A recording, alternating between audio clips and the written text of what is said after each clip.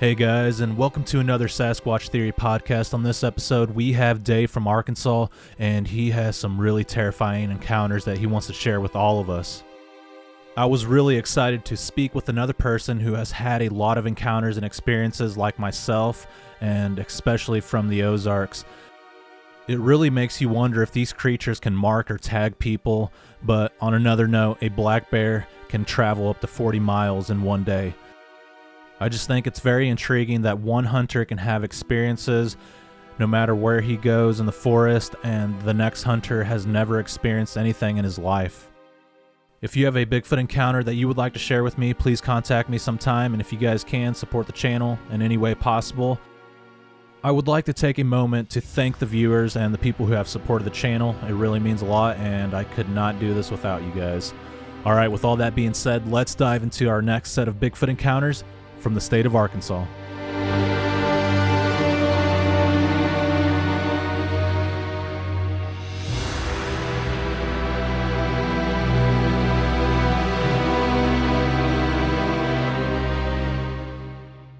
All right, Dave, welcome to Sasquatch Theory. How are you doing today?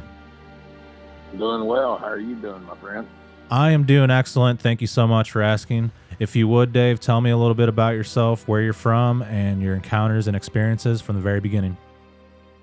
Sure. I reside in a small town called Malvern, Arkansas. It's kind of the armpit of the world. Vowed not to come back to this town, but I had an opportunity, and my dad was starting getting age, and we didn't have such a good relationship. So I ended up moving down here when he started getting sick, and I wouldn't trade the relationship I built with my dad for nothing. I mean, it was a good move, but it put me back in the middle of all my experiences that I've had over the years. My first experience I had was what we call the Saginaw Bottoms here in Arkansas, and my childhood wasn't that great, and it wasn't real safe for me to be at the house when my dad wasn't there. So with that said, that put me, Dad get up, do breakfast. I'd get up, do breakfast with him, and then I would grab my 22, or my shotgun, or my fishing pole, and my tackle box, and I hit the woods. So that not being safe for me at home put me out in the woods a lot. So I hunted, fished, and trapped, all through my childhood and stuff. As soon as I learned how to set a trap, I was setting traps and catching coons and possums, foxes, and whatnot. And that started bringing me up to my first encounter. I think it was about 1976, somewhere right around in there. I think I was about fifth grade or so. And there was a lot that led up to this. I could hear vocalizations. I could hear heavy footsteps. I saw tree breaks. There was just a lot of stuff. And I've spent years in these woods and never have seen anything like this. And I remember talking to my dad about it, and Dad's like, oh, you just, it's probably a bunch of deer, maybe some hogs. And really, we didn't have all that much deer in our area. We did have a few, but they weren't as populated as they are today. And even hogs, so that kind of ruled it out. We don't have any bears around here. I think there's some now, but back then, you never saw a bear or anything. And that's what my dad was telling me. Well, it could have been a bear down there. I said, Daddy, ain't no bear in the woods. And I said, but I'm hearing this stuff and I'm seeing this stuff. And I can remember there for a while that winter, probably in maybe 74, that I started trapping. And I would take my trapping bait. Of course, we were poor, so you had to, improvise, adapt, and overcome. So you just made your own stuff for trap bait. And we had a bunch of like 9 stock ponds in the river.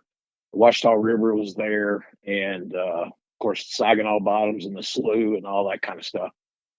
lots of beaver, lots of squirrels, stuff like that. So I'd catch a bunch of perch and I'd stuff them off in a jar, a mason jar, and then I would bury them in the ground in the spring. And by the time trapping season got here, well, they were pretty ripe to say the least. So I would take these jars and I would take them and put them on my trap lines, and I'd hide them in a hollow log or something like that. But I got to noticing that something started getting into my trapping stuff, my bait that I used. Sometime a jar would be gone. Sometimes the lid would be not untwisted, but like the brass ring would be just, it was like it was pried off and thrown to the side, and then you may find an empty jar there. And I was telling my dad, I said, something down there is getting into my trapping bait. I said, it's tearing the lids off my mason jars. And he still, well, it's a bear, son, it's a bear. And like I said, there's no bears down there. But I remember getting up, it was on a Saturday morning, and Dad had to work that Saturday. So I was up early and headed out the house. I had my single shot 22. I had my tackle box and my fishing bow. And there was a certain place where this spring fed stream would go into that the backside of the Ouachita River, down in the slough, that you could catch a lot of perch. I mean, and back then you catch them big hand-sized perch, so they were good eating perch. And so I will frequently, fish that area.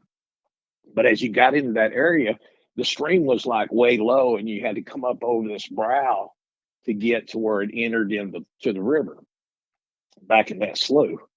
And I remember going to that fishing spot that morning, and as I come up over that brow, I'm kind of looking to the side a little bit, because I'm always looking for deer, squirrels, or something like that.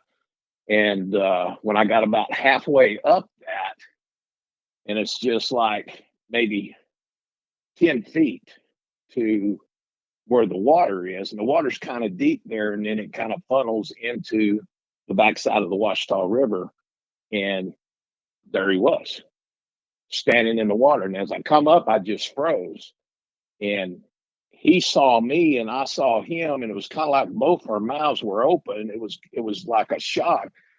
And I remember a sense of overwhelming, just petrified, that freeze type fear. And I couldn't move. My brain's telling me to run, and I can't do anything. My feet are like concrete, cemented to the ground. And he's looking at me, and I'm looking, and it seemed like it was forever, but I know it was just a few seconds. And he was standing in knee-deep water. Now, this didn't look like what I have seen here of late as far as the Sasquatch. Best way I can describe this, it looked like a wild man. It looked like a wild man. It had long hair on it, had like 3 to 4 inch hair on its body. But I remember his hair being a lot longer going across, and his hair was kind of like, it wasn't really like dreadlocks, but it was pretty nasty and stuff. And it kind of hung down in his face. And we're sitting here looking at each other. And now he's almost eye level with me, which would put him probably, I would have to say, at least 8 to 10 feet tall. And we're sitting there looking at each other. Have you ever seen them like them cartoons where something screams real loud and it just kind of blows the person's hair and everything? Mm-hmm. That's what it felt like when this thing finally let out a scream. That scream hit me. It vibrated everything in my body. And when it screamed, of course, 12-year-old kid, I instantly dropped my tackle box and my fishing pole, but I had my 22 rifle in my hand and didn't even think about the 22 rifle. But, that 22 wouldn't have done nothing to that. And I hate to say on your channel, but I instantly wet my britches. I mean, it just happened. It just, there it was. And I'm standing there froze with, wetting on myself when this thing's screaming at me. And he pulled back his left arm and his hand. And remember, he's standing in knee deep water, but his arms were, when he pulled back and hit that water to splash that water, his hands was, even though he's in knee deep water, his hands were below his knees. And when he hit that water and it splashed up on me and hit my face, that kind of, I'm still in that freeze moment. That kind of, I guess, woke me up, so to speak. And I remember taking flight out of there and running to the house. I don't think I've ever run from the woods down by the river to the house without ever stopping. But I blazed a trail. I blazed a trail out of there. And my dad wasn't home from work yet. And I went to my grandpa and I'm all huffing and puffing. He's like, son, what's wrong with you? Son, what's wrong with you? And my grandpa and me had been talking about it. And he told me what he called it was a haint. So there's a haint down there. And he told me about stories of his encounters with the big guys when he was a tree topper, a young man as a tree topper up in Idaho when they cut them big trees down and stuff. And there was a couple of stories that he told me, but he called it a haint. He said, boy, there's a haint down there. I've been trying to tell you there's a haint down there. Don't you go back down there in them woods. And I'm like, Grandpa, I said, my fishing pole, tackle box is down there. And I said, go with me. He said, I ain't going down there. And he wouldn't go in them woods, not now that he knew there was a haint down there. And when Dad got home, I told him, of course, he thought I was losing my head, said you saw nothing but a bear down there. And I said, Daddy, I got to go get my fishing pole in my tackle box. And he ended up the next day, Sunday, going down there with me to get my fishing pole and tackle box. And they were there. The tackle box was open. And of course, there was lures scattered, hooks scattered, weights scattered. All of my stuff in my tackle box was scattered all over the place. So I gathered up. We looked for tracks, never found no tracks. Now, prior to this, I did see tracks down there and stuff kind of building up to that. But one thing that I took away from that, I used to coon hunt. I grabbed my dog Jake, a tree and walker, and we'd go coon hunt at night by myself. I was never afraid to be in the woods at night, and after that instance, I automatically became scared of the dark. And you couldn't get me when the sun went down, my tail was in the house. It didn't matter. That sun started going down, I'm heading to the house. And I stayed scared of the dark until I was probably 18 years old. I would still go back out hunting as I got into my teens and stuff, but there had to be, 3 or 4 of my buddies or some of my dad's buddies, because they coon hunted as well. I would go out in the woods with them, but I never went out in the woods by myself anymore. That was out of the question. And so I ended up leaving home about the age of 15 and kind of traveled around quite a bit. And finally ended up, and I'm just going to fast forward a whole bunch, but finally ended up in New Mexico back in the mid 80s, I believe it was, where I started having some more vocalizations. In New Mexico, there's not many trees.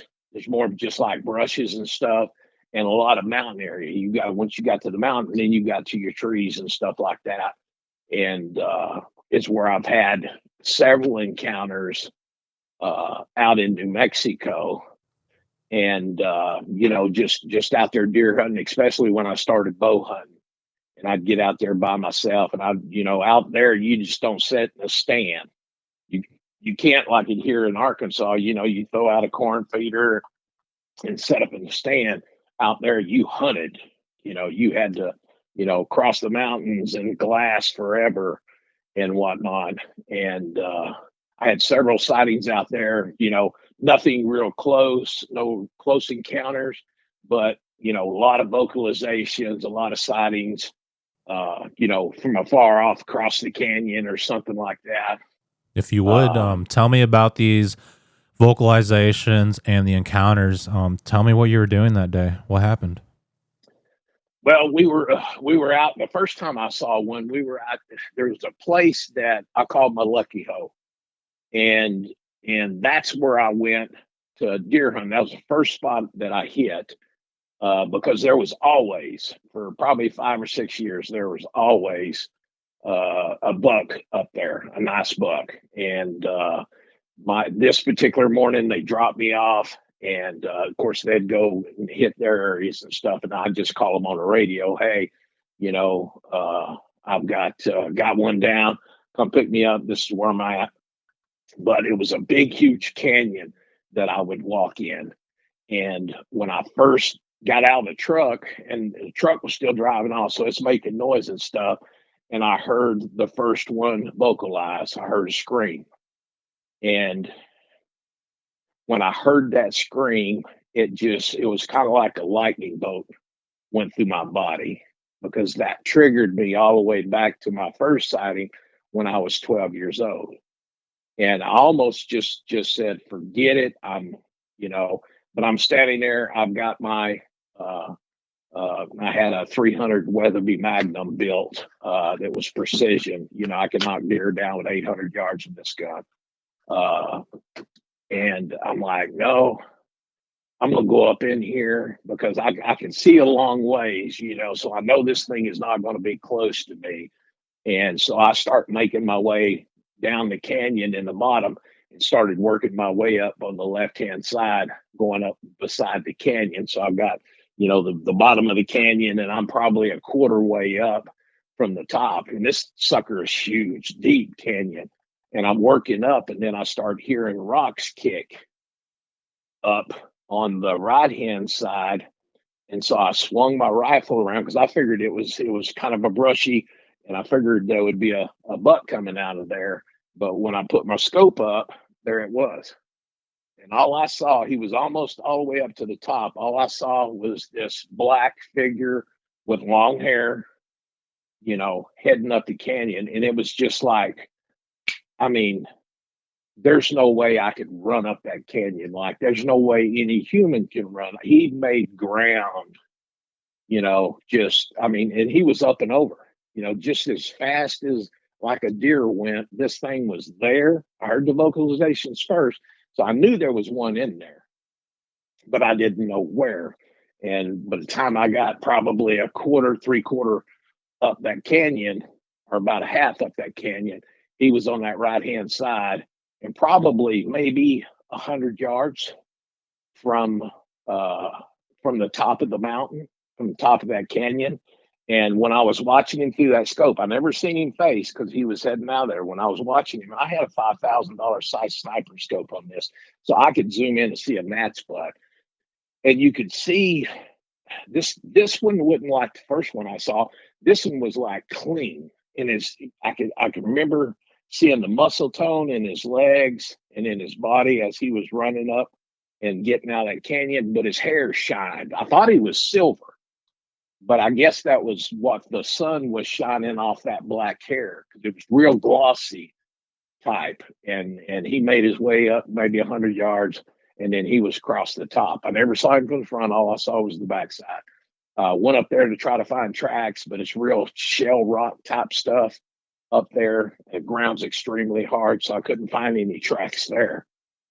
And there was several instances like that. I'd be up turkey hunting, and you'd hear a whoop while I was turkey hunting, and like when I left New Mexico and come back to Arkansas, and I started encountering these things again, I'm like, especially in the area that I'm at now, my cousin's been hunting down there all of his life, and ain't never saw nothing. His dad's been down there. His brother hunts down there. Even my older brother hunts down there, and he's been hunting down there in that area probably 5 or 6 years before I even got on this hunting lease, and they never saw nothing. But as soon as I get on the lease, it wasn't the first year, but the second year, I had my first encounter down there. And in hearing, when that took place, Of course, we got the internet now, and I started, you know, pouring into the internet every sighting, like your show. What is it, Dixie Cripps? I listen to his show a lot, where people write in and tell about their sightings and stuff. And I noticed something uh,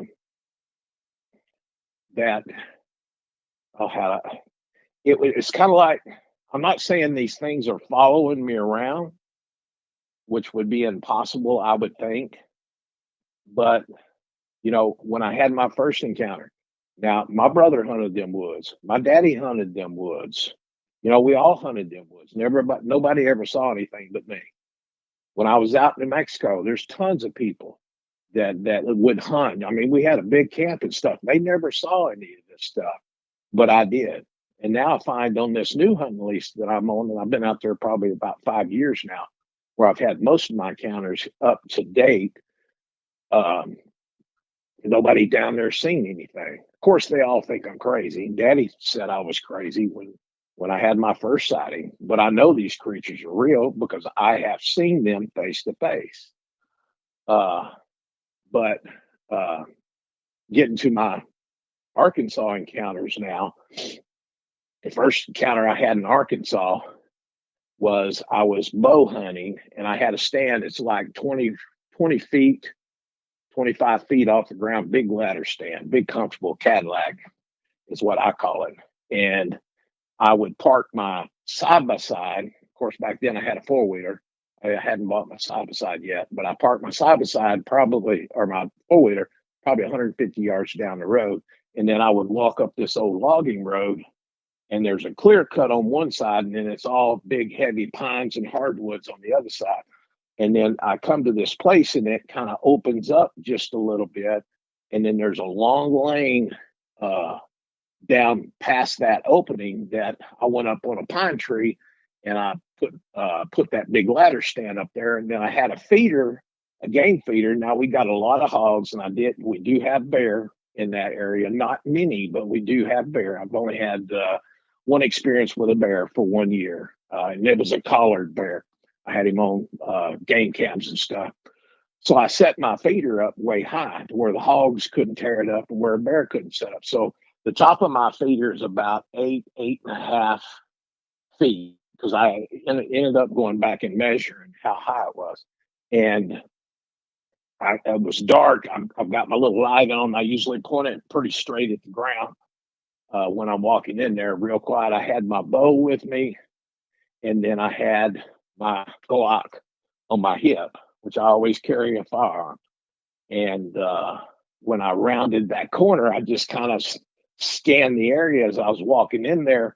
And when I scanned past my feeder, I noticed eye shine. And so I just stopped real quick. And then my light started going up. And when I saw those eyes looking around that big pine tree, and these eyes were, man, they were like, not as big as baseballs, but in between a baseball and a golf ball. I mean, they were huge, and they were like way set far apart. And I can't see the whole thing. All I can see is eye shine, because it's standing probably 3 or 4 foot behind my feeder in the tree line there. And I'm looking at this thing, and then all of a sudden that same fear that I felt when I encountered my first one hit me again. And it's like the hairs on the back of my neck and my hairs on my arms started standing up. And I almost went into a panic again. This time, thank God, I didn't wet my britches, but I did later on. I'll tell you about that in a little bit. But I see this thing. I'm identifying what it is. It's something that is very extremely tall. And I'm thinking, okay, this is a Sasquatch. And I've seen tree breaks down there. Hadn't heard any vocalization, but I did find some tree breaks and stuff.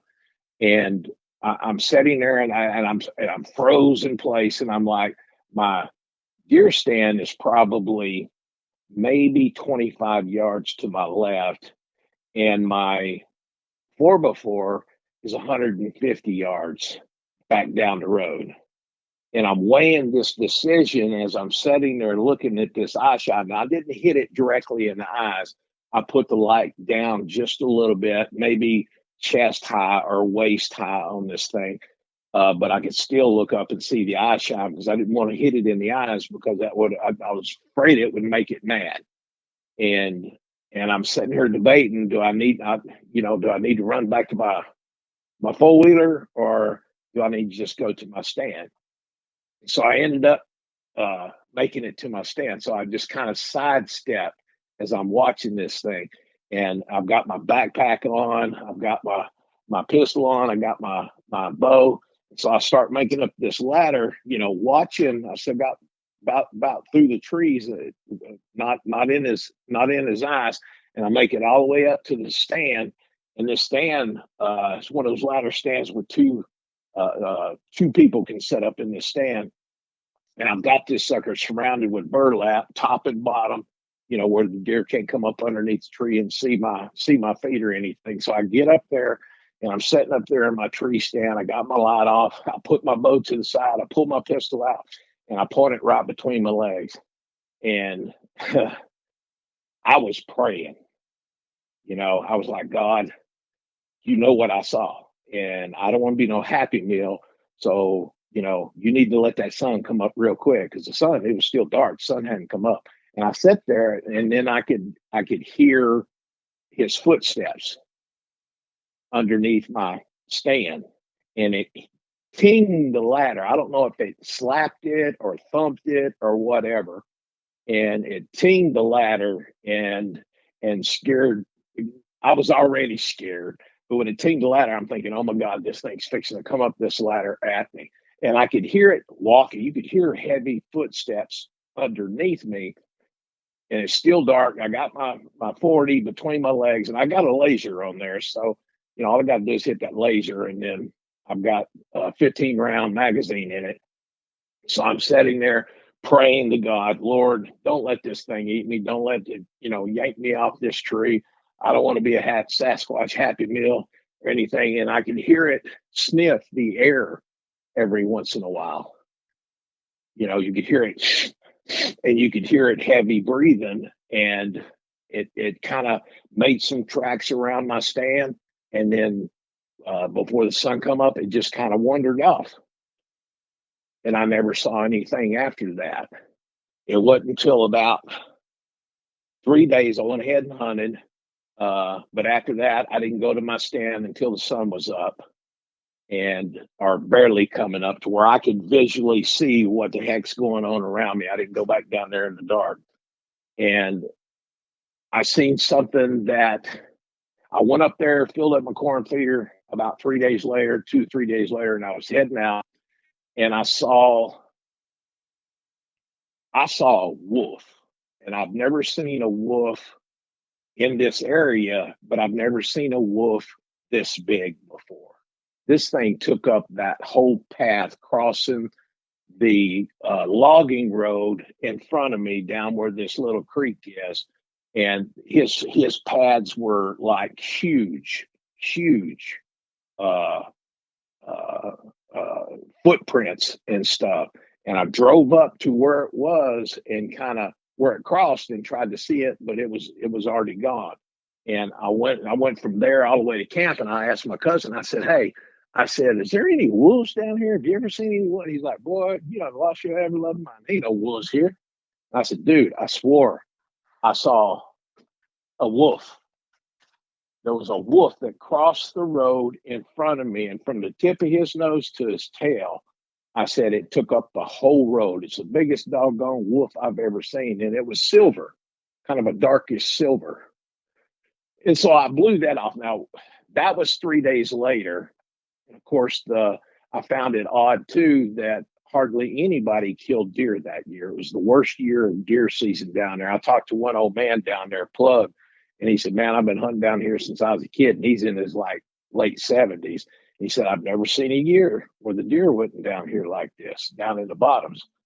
And, whether I saw a Sasquatch or whether I saw a dog man, that I don't know. But I know I saw a wolf go across that. And it was too huge. It was too big to be an average wolf. And I've seen some big wolves. I had a buddy of mine that used to raise them things. They're huge, but this would make 2 or 3 of them. And so that was, besides seeing tree breaks when we were out there, I started spending more time in the woods down there, finding tree breaks. There was one tree that I found when I was out hog hunting. It was probably 10 inches big around and probably 5, 6 foot up. This tree had been twisted. I'm talking twisted. This whole tree was twisted in a section, probably about a foot, foot and a half. This thing was the whole, it was just one section. It was like something grabbed it, twisted this thing almost all the way around, and then just laid it over. And I've got pictures of that I can send you. But I just kept noticing stuff like that down there. And I had got into another lease that was next to the lease that I was in on, is where it really started picking up. Because I was down on the opposite side of where I was hunting at. I was hunting down in the bottoms. And I started hunting down there, and being a new guy on the lease, you're slim pickings on finding you a spot, because I go out in the woods and I start looking for signs, feeding, where the water and where the trails are and stuff like that. And every time I'd find a good spot, all I had to do is stand there for a little bit and I'd find somebody's stand. So there's stands all over down there. And I ended up going and asking Plug, which he's the president of the lease, or he was at this time. And he said, well, there's a place over here, but there's a place over here on the Beaver Pond. He said, that would be a good place right there. So I went to the Beaver Pond and looked that over, and it looked more promising there.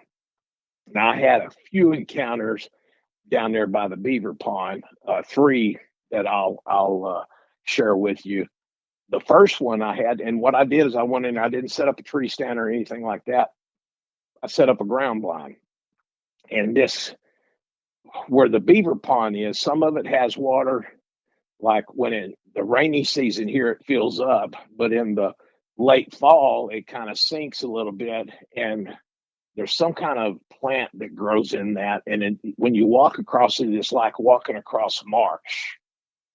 I mean, you can hear the water down below you, but you won't get your feet wet, but you can walk across this pond.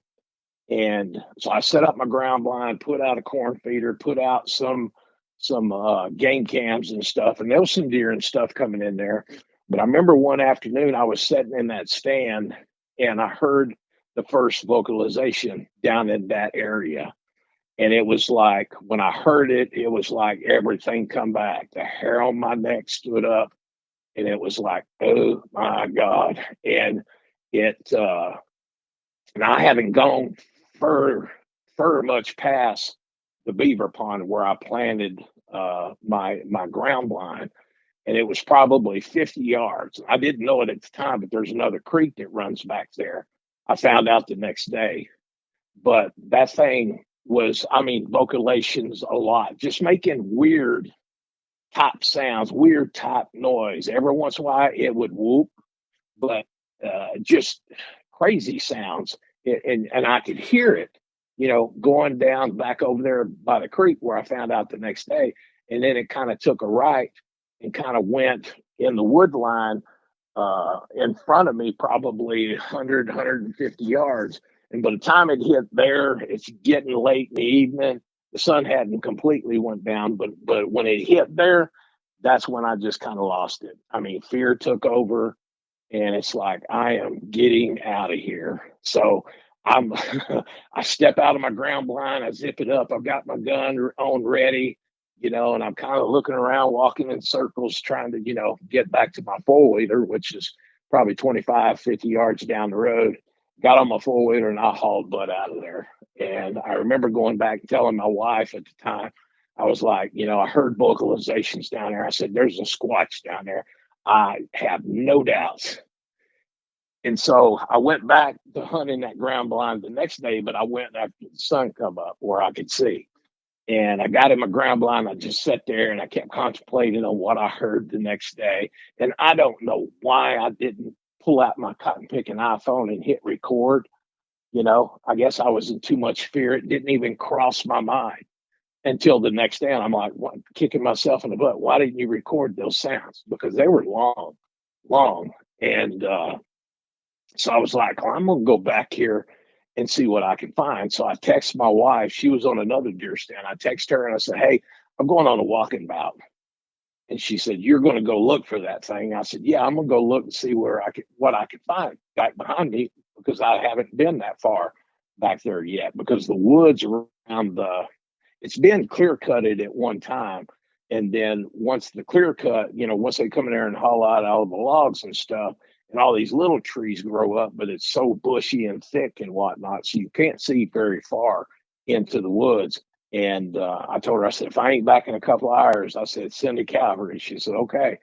So I got my gun, my backpack, and I kind of walked down this little road, logging road for a little bit, and come to find that creek. And so I'm kind of looking around the creek and whatnot for footprints and stuff like that. And I finally found the footprint, but it was down in the bottom. And I've got a picture of this and then a zoomed in picture of the track. You can tell there was a heavy footed track there. And I'm like, well, I'm going to go down there. And then it just kind of hit me. The thought that hit me is, this is an ambush spot. Don't go down there. This is what I'm hearing in my brain. And I'm kind of froze. So I took my phone out and did a panoramic picture of everything that was around me. And then I zoomed in on the track and took a picture of the track. And then I just kind of went on down and tried to follow where I heard the sounds at and come back up. I never found it. I've only found that one print that was down in the bottom, and it looked like it crossed that creek. And there's a lot of cypress woods down there, and cypress stumps sticking out of the ground and whatnot. And so I followed all down. Then there was a road that went up to the right. I didn't even know that was there. And I got probably about maybe a quarter ways down that road, and that's where I found the tree breaks. And I got photographs of all this. But probably 12, 15 foot in the air, there was a group of trees, probably 3 or 4 of them where the tops had just been, and these ain't dead trees. These are green trees. And the tops were popped out of them, and they were laid neatly across that trail. And I got photographs of all that. And I found that, pretty fascinating. Did the Sasquatch pop these, cover this trail to kind of say, hey, don't be coming down here? So that kind of boogered me up a little bit. And so I continued hunting down there, and it was kind of late in the season. I never heard anything or anything like that. But I did go down there. I kind of, getting cocky, getting a little brave. And so I started going back down there to hunt, because I had a nice buck on the deer cam. Or my trail cam. And I was like, I got to get that buck. And he was coming in there early in the morning, and right at, a little bit before the sun come up, he would kind of hang around as the sun light enough to shoot. And then he would just exit out and leave. And so that prompted me to get down there and before the sun come up. So I'd go down there about an hour before the sun come up. Well, this morning, it was thunderstorms were moving in. It wasn't raining or anything like this, but thunderstorms were coming in, and it was lightning. When it lightened, the wind was blowing a little bit, but when it lightened, it would turn. You know how lightning turns night into day? I mean, it was a brief few seconds that, you can see everything. It's just like noon time. And I'm sitting there in that ground blind, and I hear a stick pop behind me.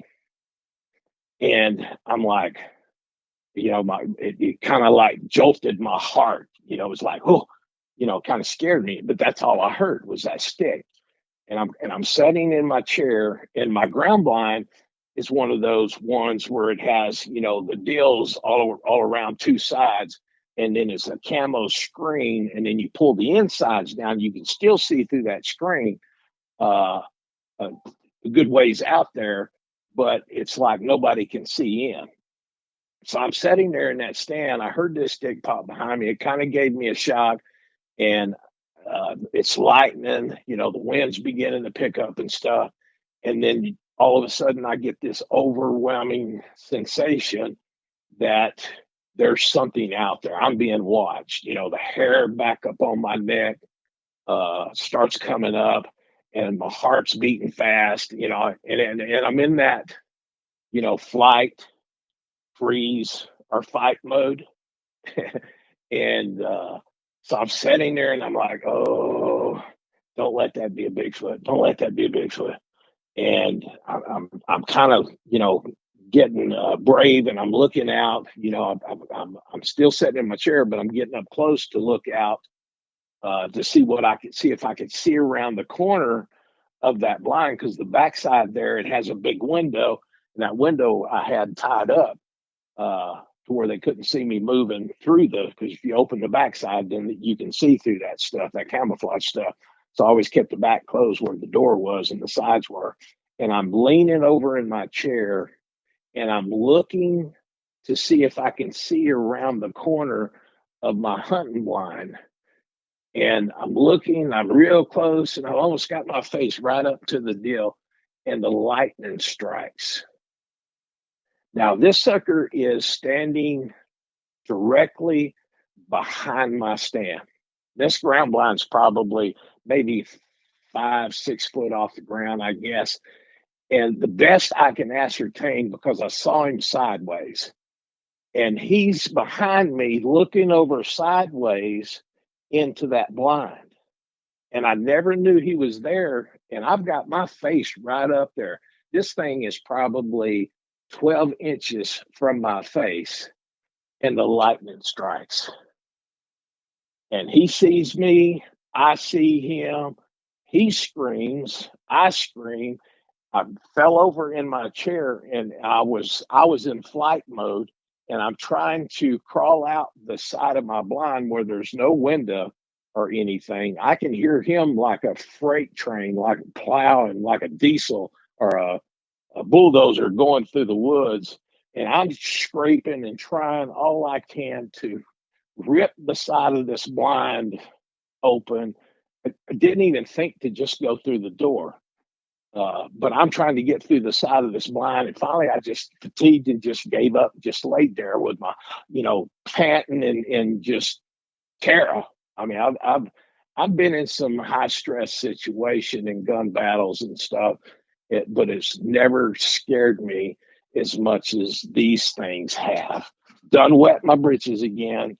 I mean, I'm fit to be tied, and I finally get up, get my senses together, get on my four-wheeler, and I'm like, I'm never going down there the rest of my life. But eventually I did start going back down there. It's probably a year before I started going down there. And then since then, I've had several encounters, and I've had several encounters there. I ended up sitting on the 640 down there to where this timber hadn't been cut since the 30s. So you've got, pine trees, you've got hardwood trees, you've got cypress trees and stuff that are like, 50 foot tall, a lot of bottomland. And people have hunted down there, but they've never stayed hunting down there. And so I take this ground blind from the Beaver Pond, and then I move it down into the 640, which is not too far where I hunt at now. And I set this ground blind up and get it all set up, get a couple of corn feeders. And then there's a tree that grew up, and it's got this huge limb, probably about the size of a basketball, that just comes out the side of it, and then it turns around and goes straight up. And so what I started doing is I started putting apples up there. And that's what I started at first. And then I ended up putting like 9 game cameras on this little gifting spot, and put some on video, some of them to take pictures. So I'm very convinced they can see infrared now, because and what I couldn't understand was I would take pictures of squirrels, pictures of coon, pictures of deer. Now this log's a little bit high, so it's above the deer's heads, and I would put like bananas, peanut butter, crackers, and apples up there. And I've got pictures of it being loaded, and I've got pictures of it as it slimmed down. I could catch everything on that, but what was taking the stuff on there. Or I'd set my game camera up, brand new batteries, and go down there the next day, and they're all dead. There's 9 game cameras sitting up there. Take pictures of birds, squirrels, all that kind of stuff, but never taking a picture of what was taking that. And the fascinating part is it started leaving stuff on that big limb. I would leave some apples, and it would leave an arrowhead, or it would leave. I've got a marble that was there. I've got a piece of. It looks like a light green type glass stuff that was set up there. I think I've got probably 7 or 8 arrowheads that were left up there. So I found that very fascinating. And I remember one time I went down in there, and when I first set the ground blind up there, uh, I noticed that probably 12, 15 foot in a tree up above my ground blind, there was a limb that was busted, and it wasn't busted completely off, but it was broken, just hanging on the tree. I've got pictures of that. And I had one, I got off my four-wheeler and I walked in, and I had that sense again that I was overwhelming feeling that there's something around me. I'm being watched, whatever you want to call it. And I went ahead and went into my ground blind and kind of sat there. And there's a big blowed down tree that's probably about 30 yards from behind my stand. And of course, it's dark out there. And I kind of opened the backside of my deal down a little bit and was looking, and I could see a set of eyes in between the tree that had been fell over. The only thing I can figure is it was laying down with them trees, looking through the cracks of those trees at me. And I'm like, okay, sun's coming up here in a few minutes. I'm going to get a shot of you. And by the time the sun come up, probably 20, 30 minutes, it was light enough to see out there. That sucker was gone. And then it was a few weeks after that is when, and I've got a picture of this too, there was a yellow plastic jar with a lid on it. It had a little bit of dirt in it. And I'm sitting here in my ground blind, and this thing comes flying through the air, hits my ground blind, and bounces off. And it's laying there probably 5 foot from my ground. And I'm thinking, what the heck? So I pull out my phone and I'm taking pictures of this, and I'm thinking, okay, now if one of these rascals threw that, of course it was a stormy day that day. I said, one of these rascals threw that, maybe I can get some DNA off of it. Because I did a Bigfoot conference down in Falk, Arkansas, at one of those Bigfoot conferences, and there was a lady there that talked about how to collect DNA off these rascals and whatnot, and she had bags there, and I bought one of these DNA bags that had the gloves and everything like that. And you try not to contaminate it. And I'm like, I've got that back at camp. I'm going to get on my four-wheeler, and I'm going to head out of here, grab that DNA bag, and come back. And that's what I did. I stopped, made me a sandwich at the RV, ate it, and then I went back down there. By the time I got down there, it was pouring down rain. And I'm thinking, oh, man, that's going to wash away all the DNA. But when I got back down there, the jar was gone. It wasn't where it was. And then on that particular stand, there was another tree break that my wife at the time found. And she pointed it out. And I've got a picture of me pointing up. And the thing about it was the tree, the first thing I do is when I see a tree break, I look up, what's happened to the trees around it? Can this, was this just the wind? I try to, do the pros and cons, eliminate, because I'm pretty skeptical, and I try to, dwindle it down to where there's no explanation in my mind, anyways. But that tree was broke off probably 10, 12 foot up in the air, and it was probably about as big as my fist, but the top of the tree was nowhere to be found. Now, if the wind blew that, it must have sucked it on out of there. But this tree, you got trees 50 foot above this tree. There was no plausible explanation of, number one, how this tree broke, and two, where did the top go? Because usually, if the wind breaks a tree, it's laying right there beside it, but the top of the tree was completely gone. And there was a lot of stuff that I saw on the 640. I remember going down to find actually where I put this stand out. Now, this was early in the year before deer season, and I was in there reconning all this area, and I kept 640 has thickets on both sides that have been cut and growed up, and so I'm going down this 640 on my four-wheeler, and I start seeing the shadows out of my peripheral vision, of movement on both sides of that four-wheeler, and it followed me all the way down to where I put this stand. But if you'd look, it would be like, you turned around and look, you couldn't see anything there. But I know that there was something standing there, whether it stepped in the thicket or whatever. These animals are extraordinary. But I found a stick, probably bigger around my arm. My arm, I would like to say it was pretty good size. But a stick that was shoved down into the ground, and of course, first thing I do is I look up, is there a broken stick or a broken limb up above my head? And I didn't find one. And I kept going, and I found another one, probably 30 yards, the same thing. It was shoved in the ground. And I kept going. I found it all, took pictures of it, and there was another stick that was shoved in the ground. But what I found real interesting is if I got into a certain angle, these sticks lined up perfectly.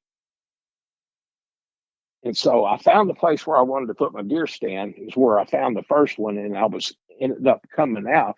But I found all three of these, took pictures of it and how they lined up and everything. And I kept going, and I come into an area where, have you ever seen the arcs that some of these creatures possibly make? Well, there's a huge tree that's just arced that caught my attention. And so I went in there, and it was like there was arcs everywhere, and there was tree breaks and stuff. And I've got that feeling that I was being watched. And when I have an encounter, I log all this stuff on my iPhone.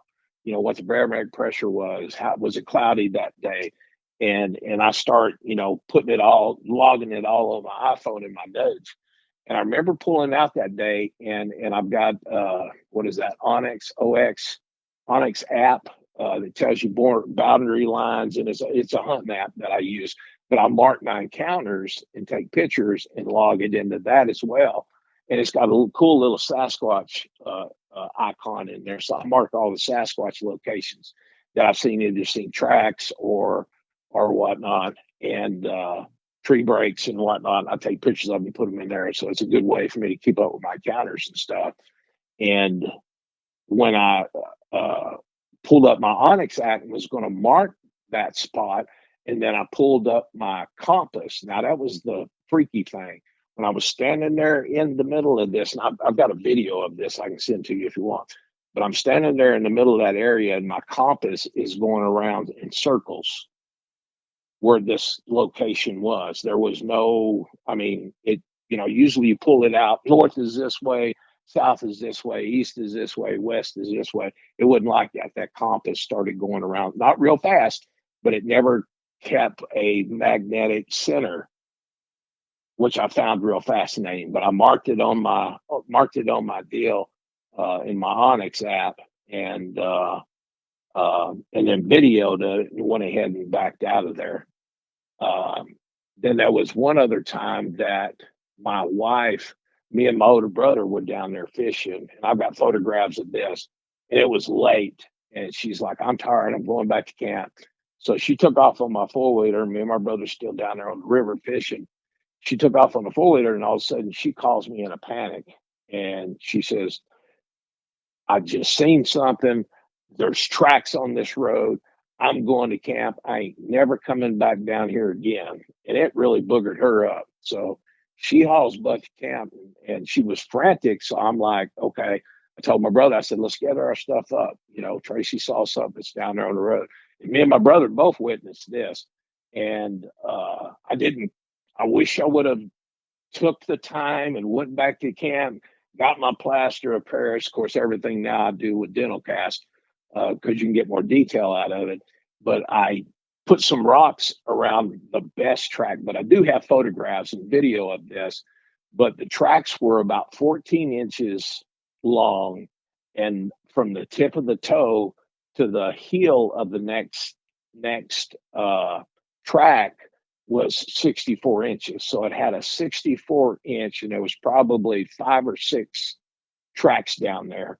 And I'm thinking, it's late. We're out in the middle of the boonies. There's nobody going to be coming down through here.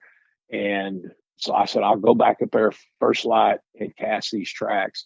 And went down there, and somebody had run all the way through these tracks. But I did get pictures of it and stuff. So there's been lots of encounters down there. And me and 2 of my buddies, Justin, that called you and kind of told you about some of my encounters and put me in touch with you. We all went out this last weekend, and we were in, I'll tell you exactly where we were. We were at Wright Patman Lake in Atlanta, Texas.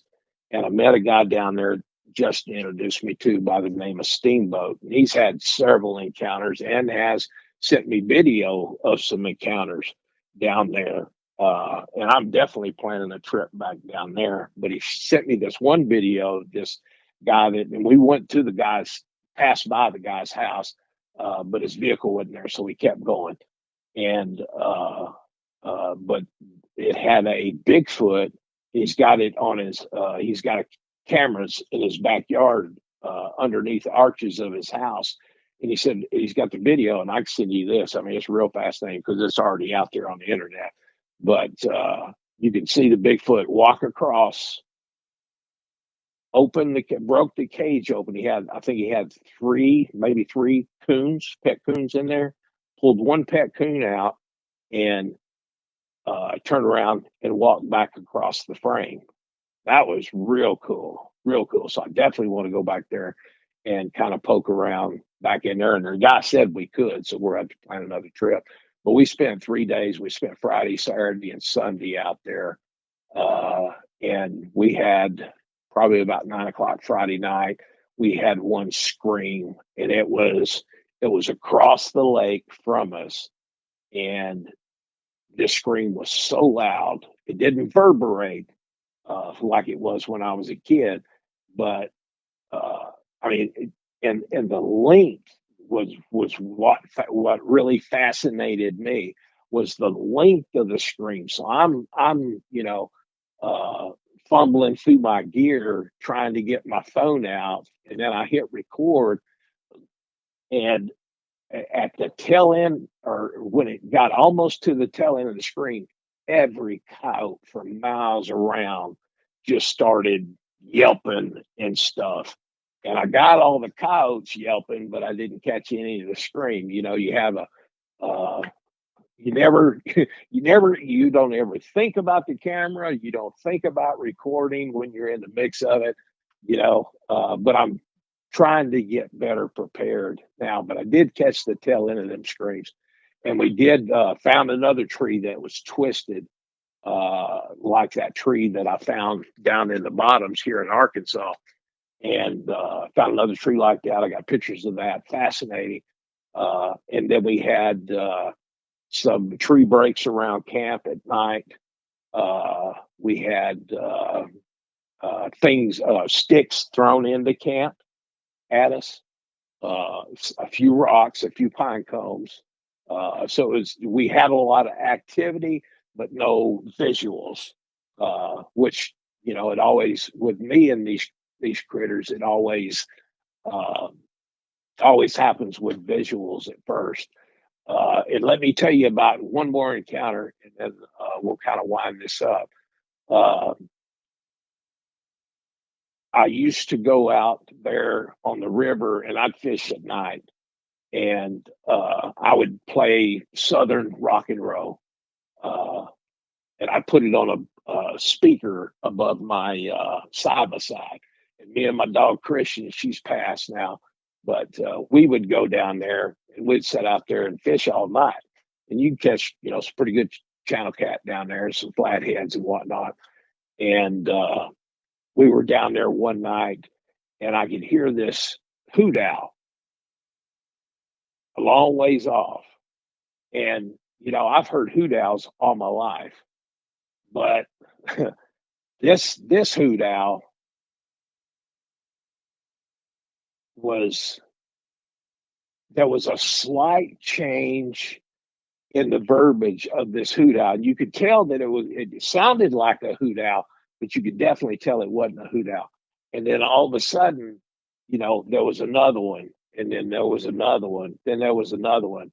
And I'm sitting in the setting of this, I'm down on the river, and the river goes down at night, it comes back up early morning, and then goes back down when they let the floodgates open. So I've got 15-foot banks on both sides, and I'm down in on a gravel bar, which I found an 18-inch track down there that I've got cast and got pictures of. And I didn't find it. My previous wife found it. And so I started going down there fishing after we'd found and casted that track. And it always seemed between midnight and 4 o'clock is when I found the most activity down there. And I use it's not an infrared light, it's just a red light that you use for hunting at night. And because I found when I'd take my spotlight, when I'd have that feeling that something was around me, I would take my big bright light, and you could see eyes shine, but they'd close their eyes and never open them again. So I ended up finding this light at Walmart for night hunting that you put on your gun, and I took it, and it's pretty powerful. It was only $80, and I could skim it across there, and you could see eye shine, but it didn't. Of course, I never hit them in the face. I always scan low to locate them, and the hoot owls that night kept getting louder and louder.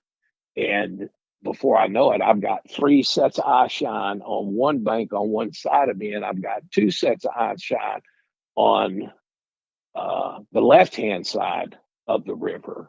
And by this time, my dog, man, from the tip of her tail to the tip of her nose, every bit of her hair down the center, she's on high alert. She's growling. And I'm like, we got 5 of them around us. I was talking to my dog. So that would happen, 2 or 3 times. But this one time I want to get to that really freaked me out. I've heard of Bigfoot, the mind speak and the infrasound and stuff like that. I'm not saying that this is what happened. Never had one speak to me. Now I have spoke to them, but I've never had one mind speak to me or anything. But this was just unexplainable. I'm down there, I'm fishing, got my dog with me. We done caught a couple of fish, and it's probably 2:30, 3 o'clock, between 2 and 3 o'clock. And we're down there fishing.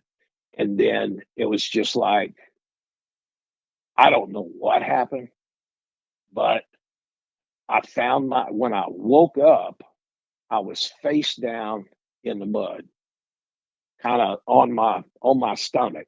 I mean, all I remember, I was sitting in my chair, and then I'm laid out right beside my chair.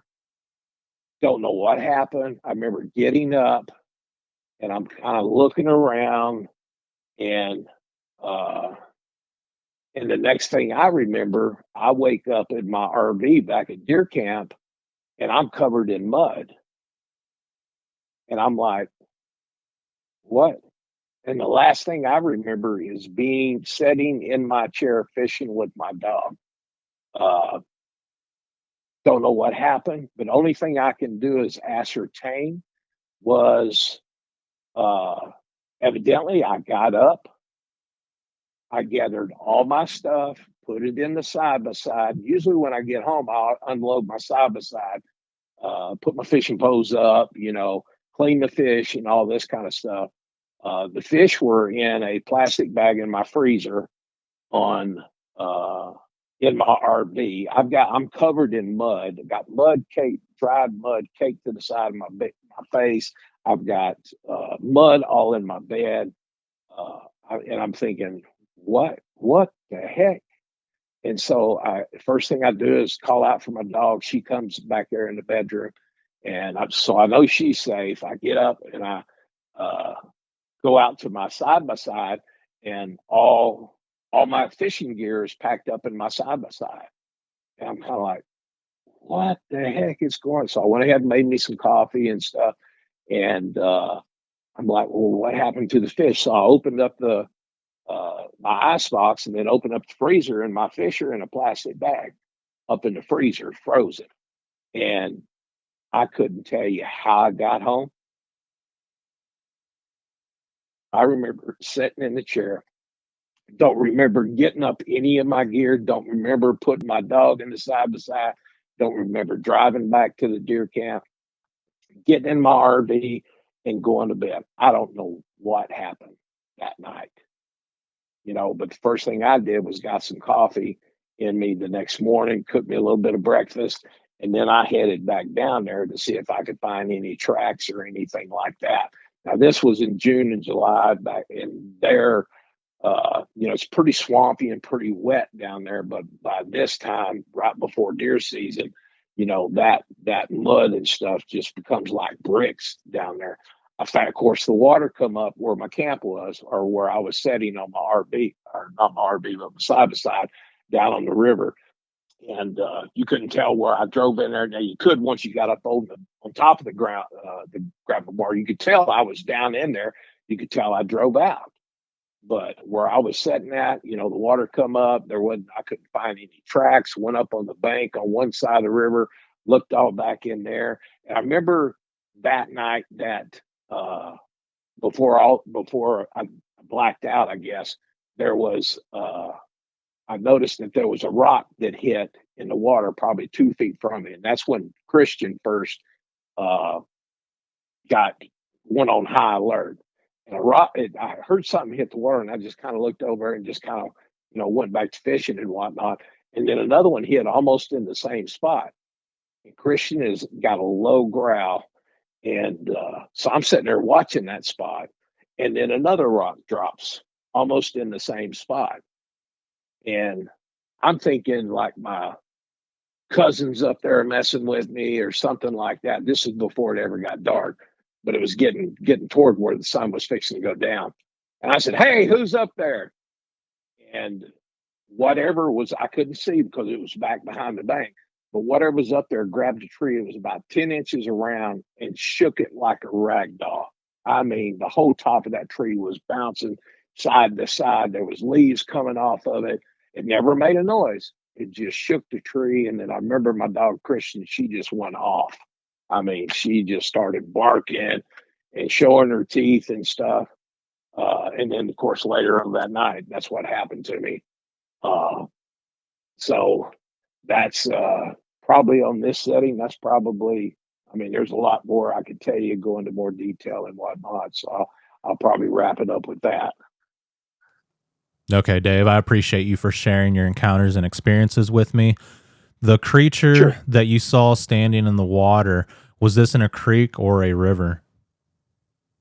It was where there's a spring-fed creek that comes in and kind of cut all the way across our property, and then where how a stream runs into a bigger bank of water. There's kind of the water kind of backs up right there, and that's where he was standing. Almost were probably 10, 12 feet before you actually got to the river, and that's usually where I caught all those big hand-sized perch at, was right in that area there. You didn't have to get in the river. All you had to do is just get right there.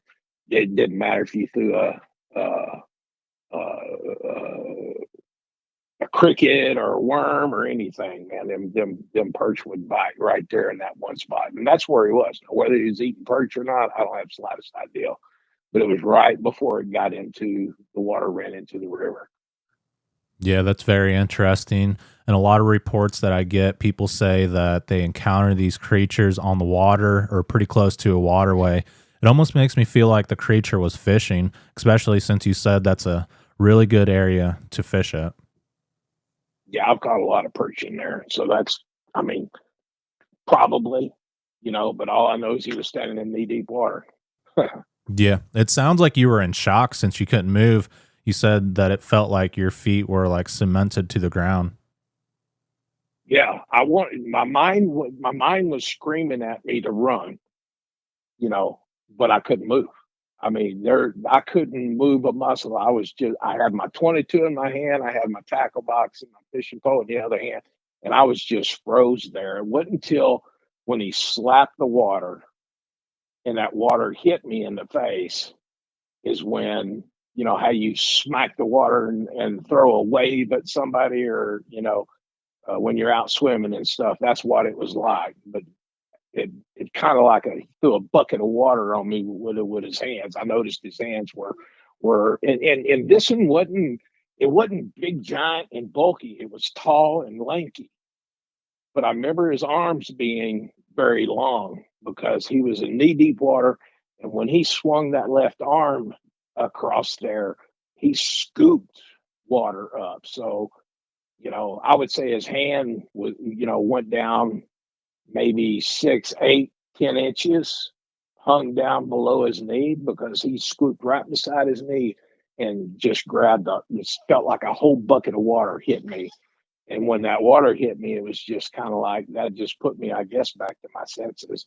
And that's when I dropped my tackle box and my fishing pole. Never let go of my 22.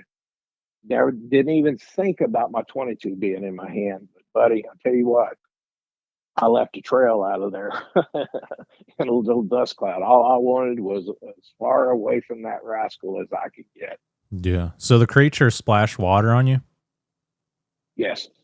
Oh, wow. Why do you think he did that? Good question.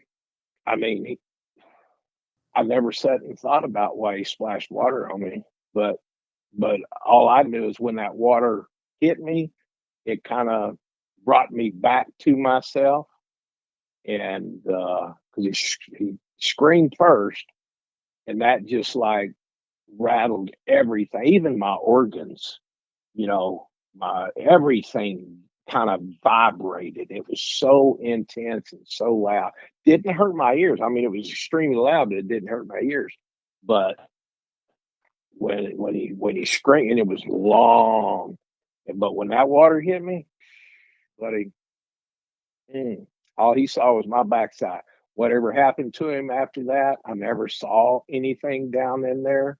I would hear vocalizations every once in a while, but when I heard vocalizations, buddy, I was out of there. I ain't staying down there no more. And like I said, it took me till I was 18 years old to get over being scared of the dark. And I remember getting ridiculed so bad about that. They would tease me about being afraid of the dark, and they'd grab me up and throw me out in the dark. And I'd do everything I could to claw my way back into the house. Boys and cousins knew that I was scared of the dark, but it wasn't actually that I was scared of the dark. I knew what was in the dark now. Yeah, That's absolutely. what scared me. Yeah, it's And terrifying when you you have know, these encounters. All of a sudden, whenever it gets dark, it terrifies you because you know these creatures are mhm. actually out there.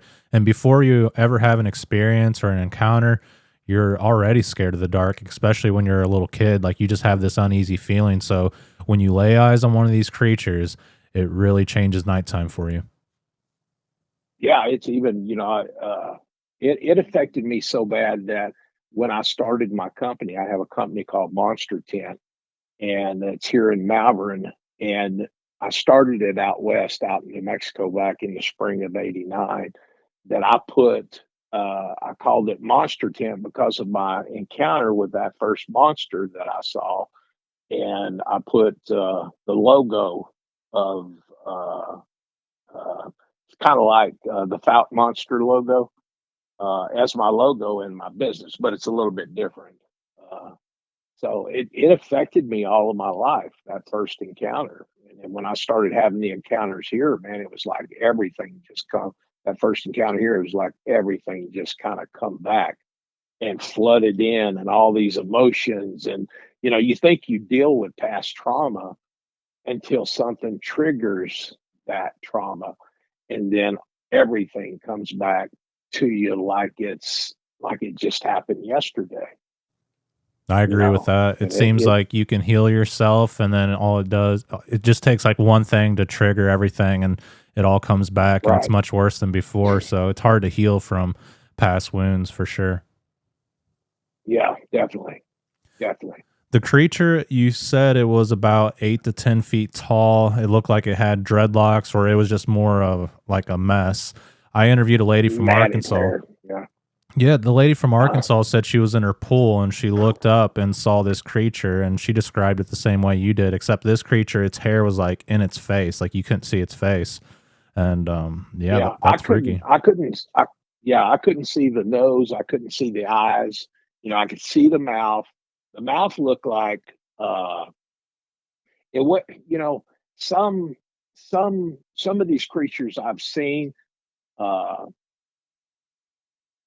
look kind of apish, but some of them I've seen have looked so human-like, just hairy.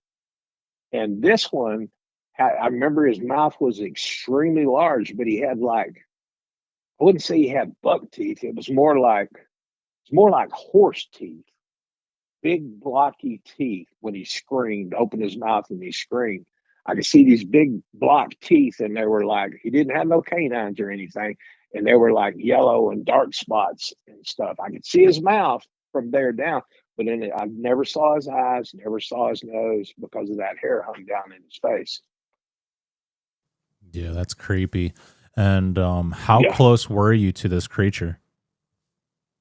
probably no more than 15 feet, Yeah, that's no pretty more. close. It sounds like he was distracted and didn't know you were in the area until you both laid eyes on each other. And it almost seems like they will target certain people. You've heard the term like being marked or tagged by them. And for some reason, it doesn't matter where you go. And obviously, it doesn't happen every time, but you'll have experiences every now and then. And then other people that are hunting in the I area don't yeah. experience anything. It's strange.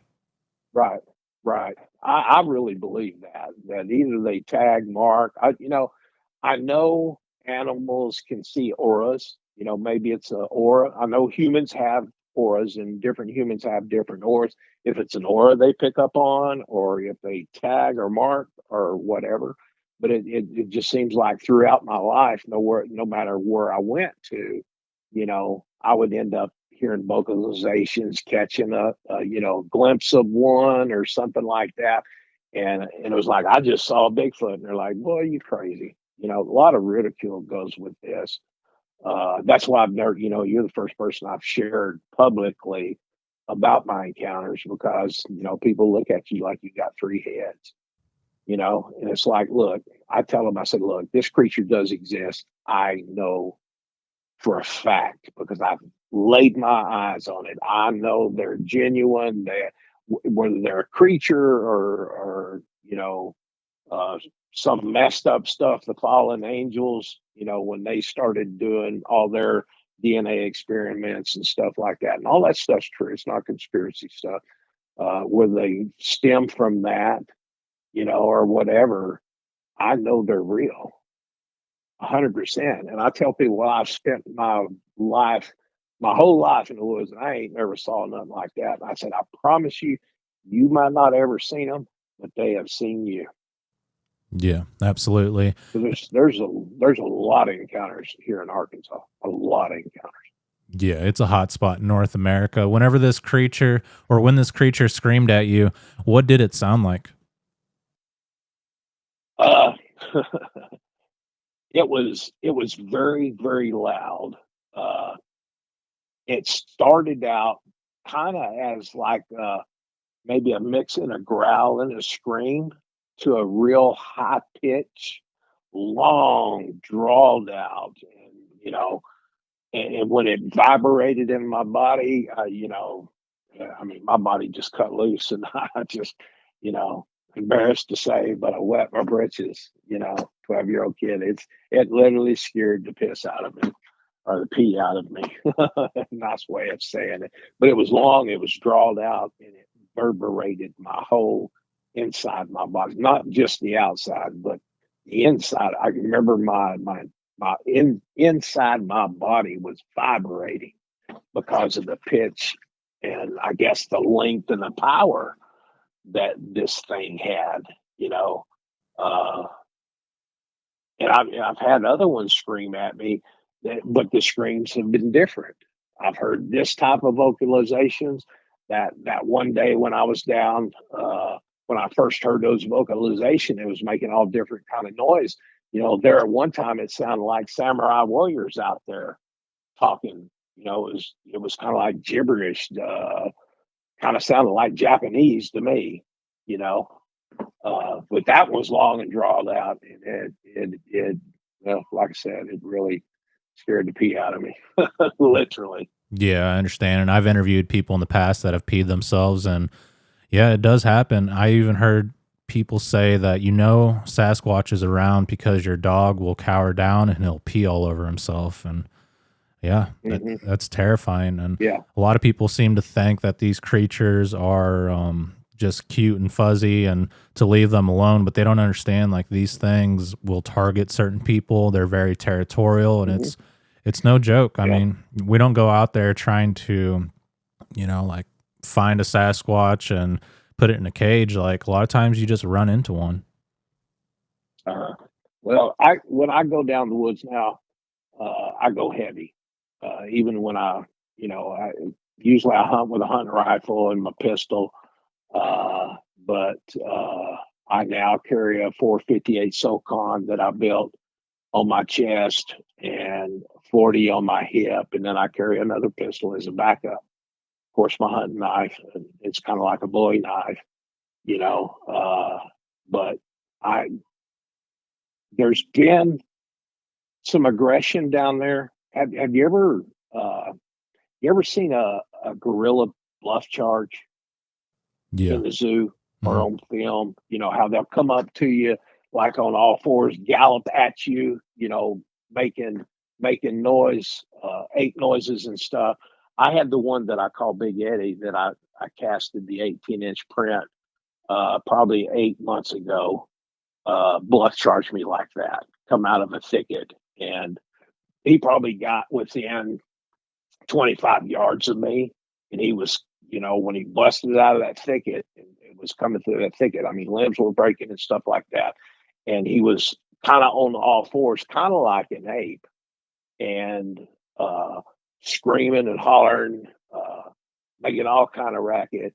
And I had a 7.62 with 39 that I had on my chest, and I was like, "There's no way this could have put a dent in that thing." I had a high capacity magazine in there, had my hand on my pistol, didn't raise my rifle, but I had my hand on my Glock on my side with the laser on it. And, the only thing, and that was the only time there's ever been aggression out of the ones that I've encountered down there where I hunt at. And I was talking to another researcher, and he was telling me, because I told him, I said, I found that rather odd, but it did scare me, and I did wet my britches again as a grown adult. So that's happened 3 times. Uh, uh, Wet my britches. I mean, it's fear. I mean, it's fear, and uh, that's when I got back here, put online, started going online, and built that 458 SOCON. Uh, and I carry 500 grain elephant charges in that thing. Uh, they're like almost $200 for 20 rounds of these things. But I carry 2 magazines, with those special shells in there.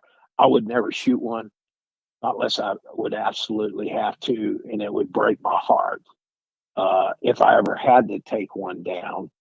Uh, because here's the deal.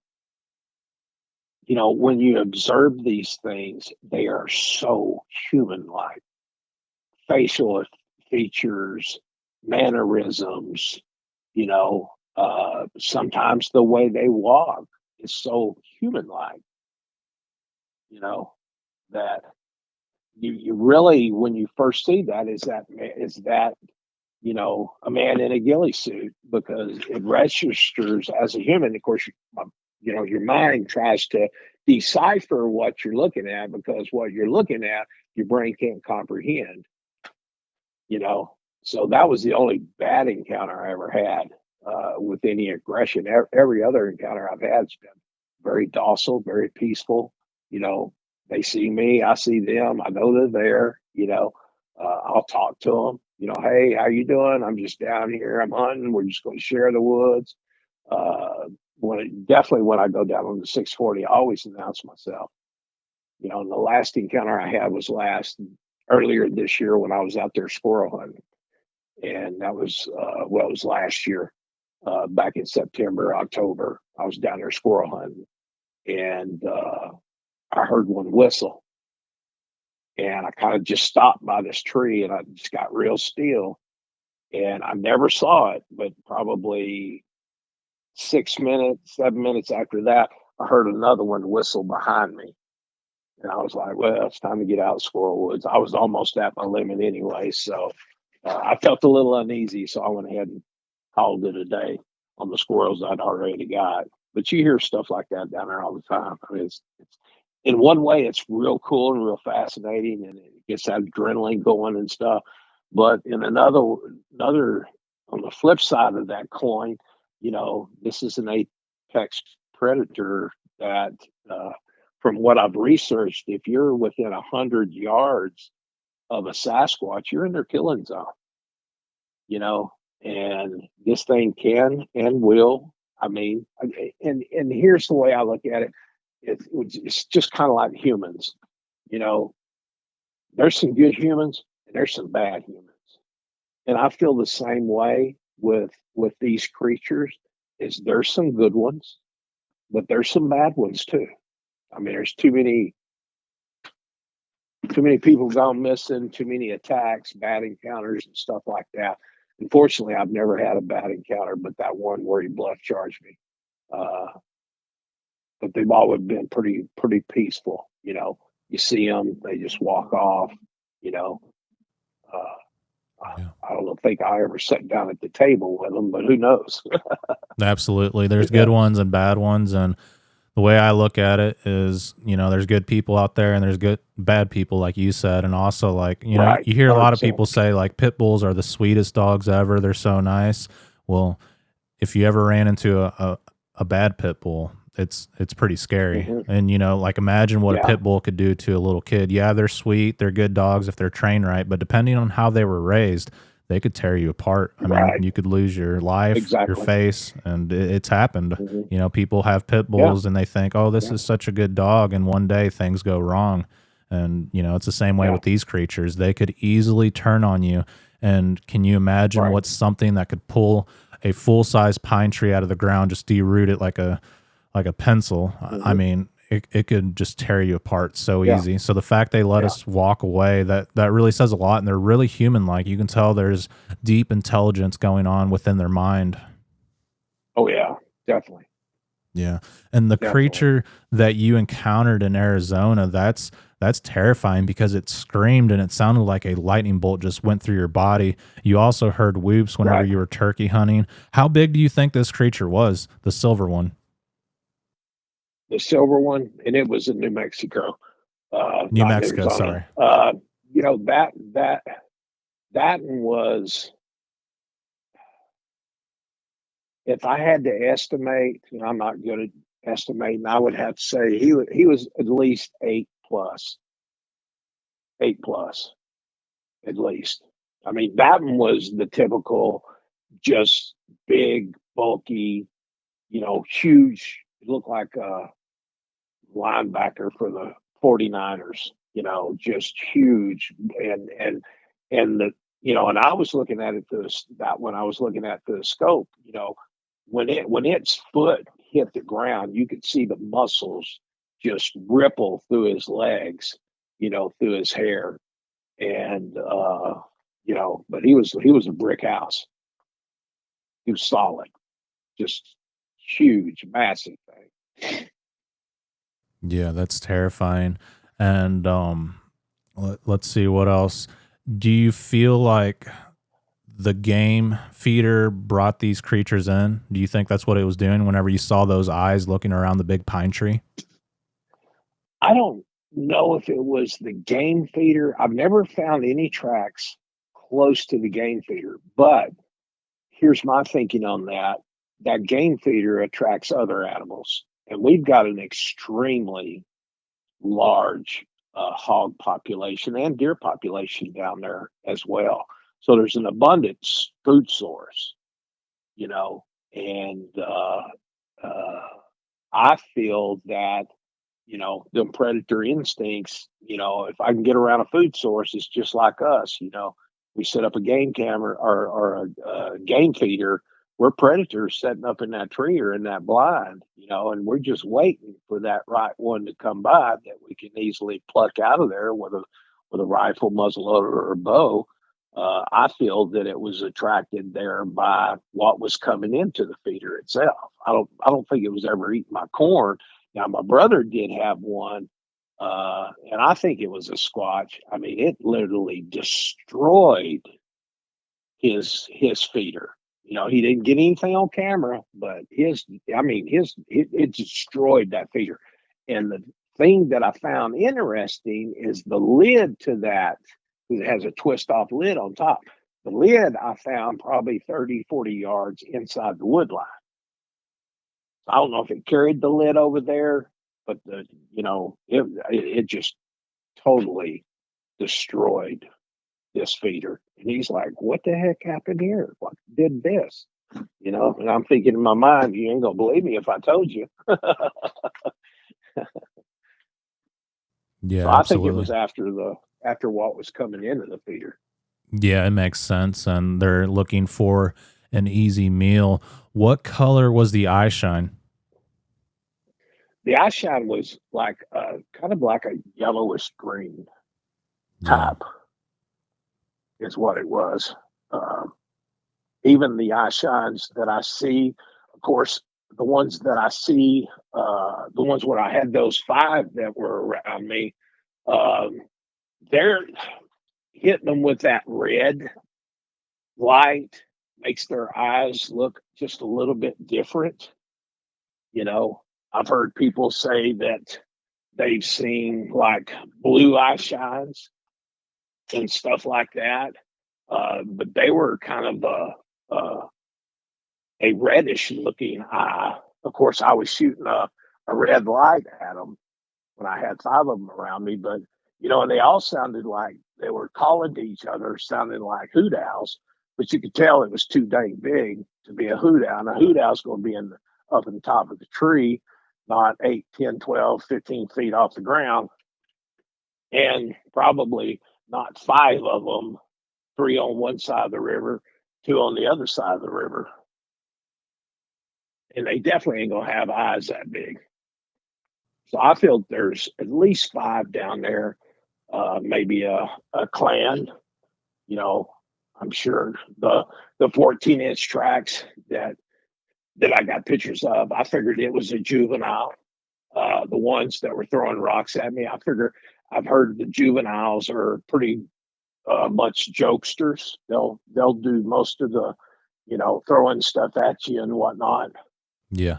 The Sasquatch that I hit with the spotlight, their eyes were like a yellowish green color as well. But I've also heard reports from other people where they're like a gold color, red, and Right. like you said, Red. blue. Yeah. So I don't think there's just Mhm. one distinct color that Well, it's says like that's a us, Sasquatch. our eyes are different, but when you've got almost a baseball sized pair of eyes, that you can distinctively see, and you can distinctly see them blink their eyes, that's not a 500-pound coon over there on the side, on the side of that tree. Yeah. Were they self illuminated or was there like a light being casted on the eyes? No, I've never seen one where, and I've heard stories of you could see the eyes, they were red and stuff like that. All of mine, the eyes that eye shines that I have seen have been, due to me shining lights toward their way. I've never seen any glow in the dark eyes. I've heard a lot of reports of that, and eyewitness reports and stuff like that, but I've never ever, it was always reflecting back at whatever I was shining at them. Yeah. And the tree breaks that you found where it was fresh greens, they broke the tops and put it in the middle of the road or the trail. Why do you think they did Mhm. that?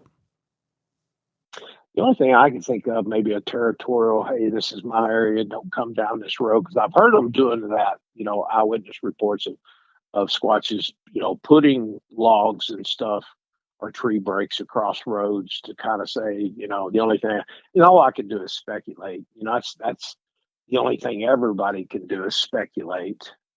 We don't know for sure yet. I think is time progresses on, possibly we'll know solid, but here's my thinking, there's too many eyewitnesses to say, you know, for somebody to think, it's kind of like, I love my God. And I remember a guy in my church arguing with me when we started talking about Sasquatch and stuff, you ain't never saw no, blah, blah. And I asked him, I said, do you believe in God? He said, well, of course I do. I said, have you ever seen him? Well, no. I said, how can you say that about Sasquatch? Just because you haven't seen him doesn't mean that he doesn't exist. Yeah, God does exist. absolutely. Once you have an encounter, you'll never go back.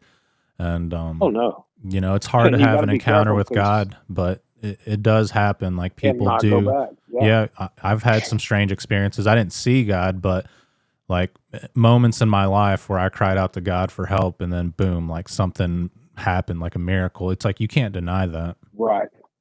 Right. Yeah. Yeah. God has made himself very tangible to me. January 16th of 2000 is when Jesus came crashing into my life and changed my life forever. It's been a little over 25 years ago. And I'm still walking. Had my struggles, had my dark moments that I've went through. My walk hadn't been perfect, but I'm still in the game. Still telling people about Jesus, still following him and trying to do the best I can do. That way when I see him face to face, I pondered a question, just a little off course. I pondered a question a while back, what would I do when I see Jesus face to face? What will I say? It's kind of like that one song, will I dance before Jesus? Will I follow my face? Uh, Open the eyes of my heart, Lord. I can't remember what that song is, but they made a movie out of it. But I pondered a couple of questions. You know, did I get it right, Jesus? And was I even close? You know, and that's a tough, tough question. Or a tough statement. I've tried to do the best I can in my Christian walk. I fall short, and I've got my issues and stuff. That's my last ex-wife. She'll tell you how many issues I got. Didn't want a divorce, but that's the direction she chose. Uh, and I hated that because we loved hunting together. And she get boogered up by these creatures, but I wish her well. But you know, I've had a lifetime of experience with these things, with these creatures, and I've enjoyed every experience. And I pray I never have a bad experience. But I promise you, I don't care if you're a heathen or you're born again. When you get in a close proximity of these creatures, you will pray. I promise you, you will pray, whether you know the good Lord or not. Yeah, that's very true. And yeah, it's amazing you had these experiences that strengthen your faith. Um, The creature that you encountered in the ground blind, you said it was 12 inches from your face and then it screamed. What did it look like? Did Mhm. you see the face? I saw the face on that one. That one more looked like, it had big, huge black eyes. The nose was flat. Uh, and it had like the one that I saw when I was 12. It had like big, blocky, looked like horse teeth. It's probably the best I can explain. It didn't have long hair like the first one I encountered, but it did have hair on its head and on its face, but like real close around his eyes. There wasn't a whole bunch of hair there. There wasn't a lot of hair on his nose. There was a little bit of hair on his nose and around his lips and stuff. There wasn't a whole lot of hair there, but he did have hair on his face. And his hair was probably because he was leaning over sideways looking at me, and it was probably 3 4 inch hair on the side of his head that was kind of hanging down just a little bit. And he wasn't a dirty one either, like the first one I saw. He looked pretty clean, but it was just a flash of a second, just like an imprint, like a flash bulb in the dark, and he was gone. And I tried to, tried to run through that ground blind. If it was possible to run through that ground blind, I'd have run through that ground blind. This scared the fire out of me, but it scared him too. He screamed, I screamed, and he went his way, and I tried to go my. I mean, I ripped the whole side of my blind up trying to run through that cotton picking thing. Scared the fire out of me. Yeah. I can't imagine how terrifying it was when you laid eyes on this creature, knowing how close it was, and then it tore off through the woods and you could hear it. I mean, just the fact that it screamed in your face, that's just scary, man. I can't imagine I the knew, fear that you I felt. knew, yeah, I knew he was there. I felt it in my body that you know this thing is out there, but I never in a minute. I was trying to peek around the corner and catch when the lightning struck. I figured, I knew there was one there. I didn't realize how close he was. I figured because when I heard that stick pop, that was probably maybe 10 yards from my blind. So I actually thought I would see a silhouette when I looked around, trying to look behind my blind. I didn't want to open. And all I had to do is undo two things and flap that down, and there's no camouflage there, so it'd just been an open window because that's a place that you can shoot your bow through.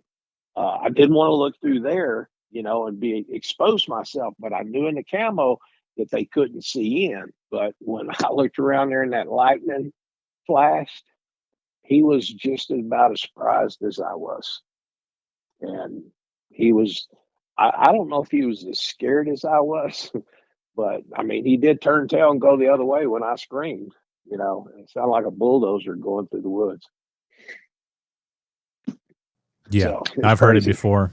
I mean, these things just tear through the woods. I always describe it as someone putting a truck in neutral and letting it roll through the woods, and you can just hear Right. trees and limbs just snapping and popping as this thing's Yeah. moving through the woods. And the one I heard, it like zigzagged through the woods. And basically, what happened, I had some Wow. experiences Wow. on the river. I called them in. They pushed over a tree. One screamed at me that night. So when I got Uh huh. home, I live like 5 minutes from the Merrimack River here in Missouri. I was doing that Hmm. same call again, trying to replicate it. Like, what the heck? What was that Right. came in that night? And all of a sudden, it was almost before dark, and I did that same whoop call, and this thing came Uh, tearing through the woods. It was zigzagging, making its way wow. towards me, and you could just hear limbs and trees just snapping as it made its way towards me. Right. And right when it got dark, it like stopped at the edge of the wood line, probably like 20, 30 yards in the woods, and it just stopped and everything Right. got quiet. But man, that was spooky. Hmm. People say you can't call these things Yeah. in. People that would Uh, knock and call are morons, but it's worked for me. Now it doesn't now, but yeah. I don't know why. Maybe they know my call, but yeah, that was Right. terrifying. Yeah. The wood knocks, I'd stop logging those because there's so many down there. And that's just a limb breaking or something like that. It's like, dude, that's wood to wood. That is somebody or something knocking the fire. I mean, it's too loud. It's too powerful to be just a limb hitting the ground or something like that. Yeah, absolutely. And it sounds like you've had a lot of activity down there, and you heard whooping by the beaver pond, and it was making Mhm. crazy sounds. What other kind of sounds did you hear by the beaver pond? Down by the Beaver Pond, it was, you know, I could, you can hear the sounds, but to be able to make a noise like that, I don't, my brain and my mouth don't work that way, but I knew the first sound that I heard, it it brought me all the way to where I was 12 years old. I mean, it just went right through my body. I knew exactly what it was, and it was instant fear, and it just kept going on. And why I didn't reach down and get my cotton picking phone and record this thing, I guess I was just in shock, literally, on this encounter here. But and then one time, like I said, it sounded like samurai warriors. You know, uh, kind of like that. It's probably about the best. And it was different as it walked down that creek back there behind me, probably 50 yards. It was probably about 50 yards from me, and I mean, it was just wild. It was just wild. But it sounded like two Japanese samurai warriors, or I think samurai. I think they're Japanese, is what it sounded like. But it didn't start out that way. But it ended up making it was whoop, and then like whoop, real loud, or the huffing. This one didn't huff, but I've heard like it's just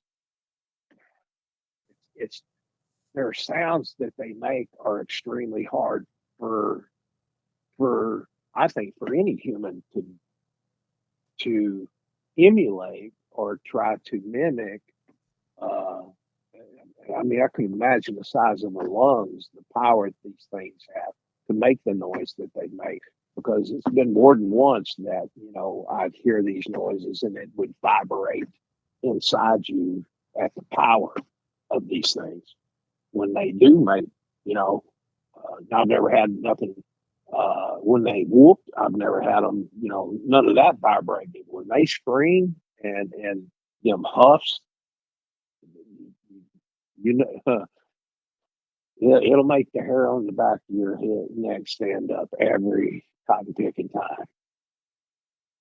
Yeah, absolutely. And it's amazing to experience this type of activity and encounter them, but it's also like, I don't know, it's like a blessing and a curse. So I am sorry that you've had to deal with It this your is. whole life. And even with things in our regular life, we just can't understand why they happen, and we're left wondering why, and we never get an answer. And when you experience something like this, it really leaves you questioning, and it's just like you got to live with it, and you never really get an answer. It's good to know there's other people out there that have had experiences and they've encountered them, but you just know that there's others. It still doesn't answer the questions that you have, like, why did this happen to me? And it Right. just proves that Right. there's things on this planet that we don't understand. There's unknown creatures on this planet that have not been discovered.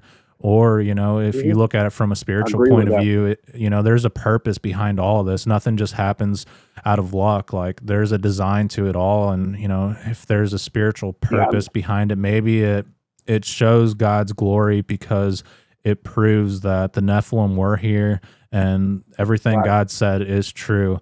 And basically, Hmm. we are living in the end of times, possibly. And it's just like Noah's Well, I time. believe that. Yeah. Right. There's no quinky dinks in God's word. There's no quinky dinks in God's Bible. His word is true. The Nephilims were here.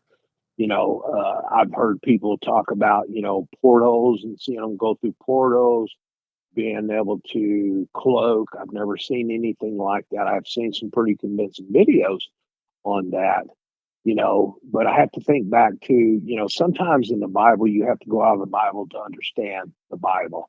You have to go to the writings of Josephus and stuff like that. But what I found very interesting is Jesus spoke about a cat in the Bible, and he only has a brief little deal, but it says Enoch walked where God was no more.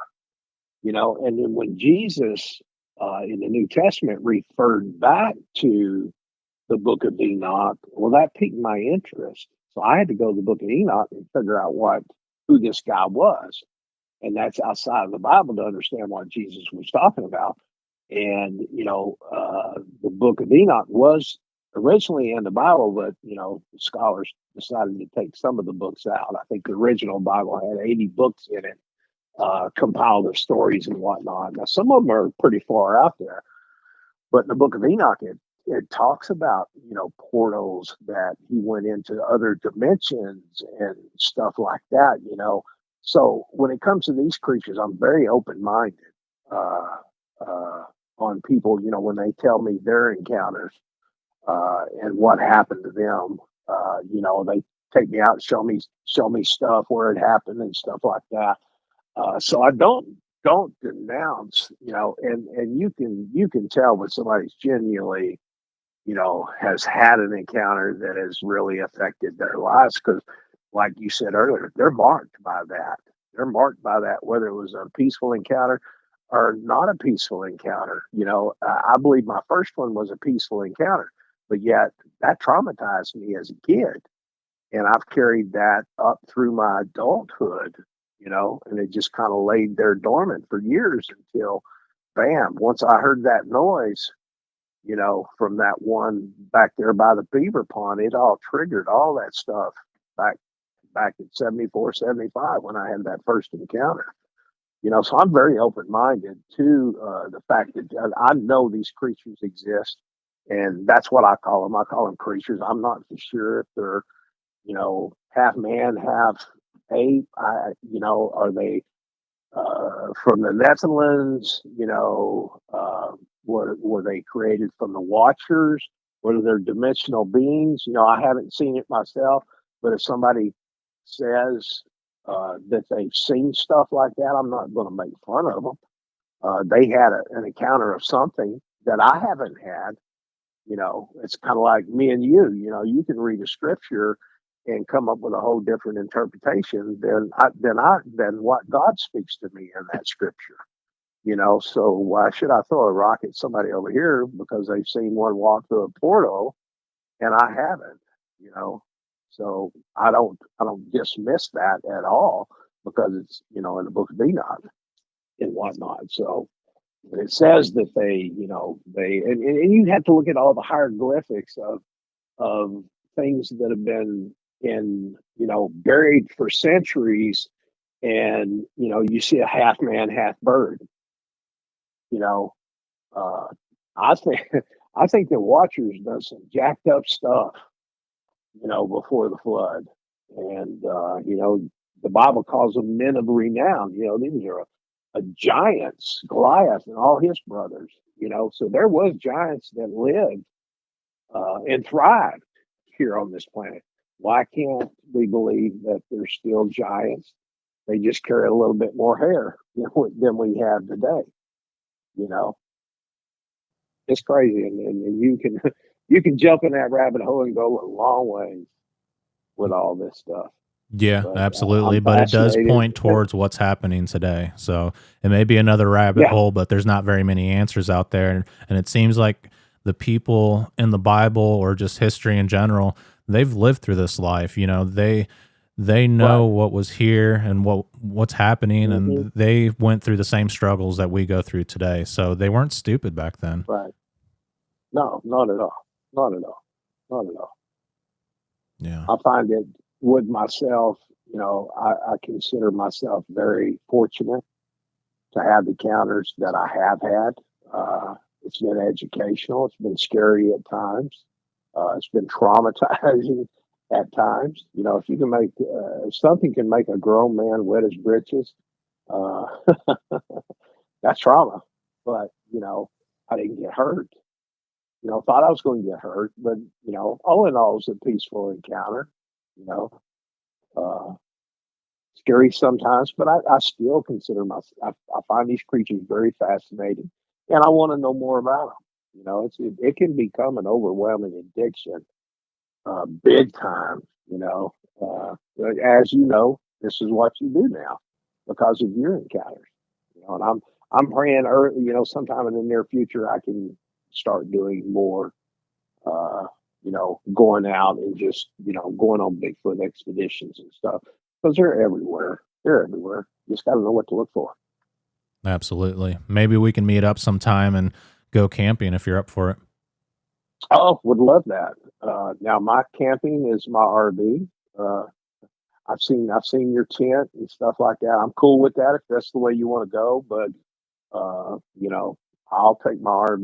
We can set it up somewhere in the woods, and you know, uh, I prefer to go that way. But if you want to do a tent, I would really like to hook up with you.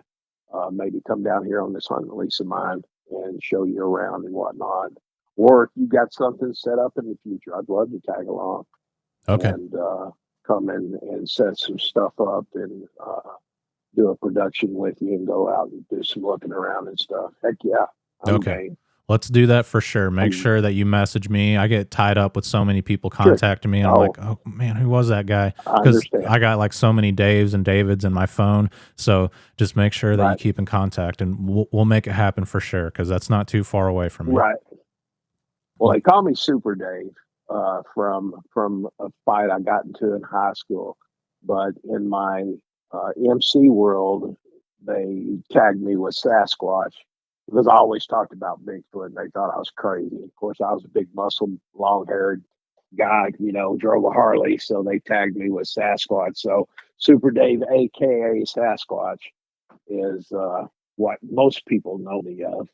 But you can put me in the phone anyways. But yeah, let's get in touch with each other, man, and set something up and go do something. I'm all about it. okay. Yeah, just let me know and we'll make it happen for sure. There was an area that you found tracks, or you found tracks in several areas, but you mentioned this lake where it screamed across the lake. Now that scream sounded different than the other ones that you heard, like in New Mexico and at the tent.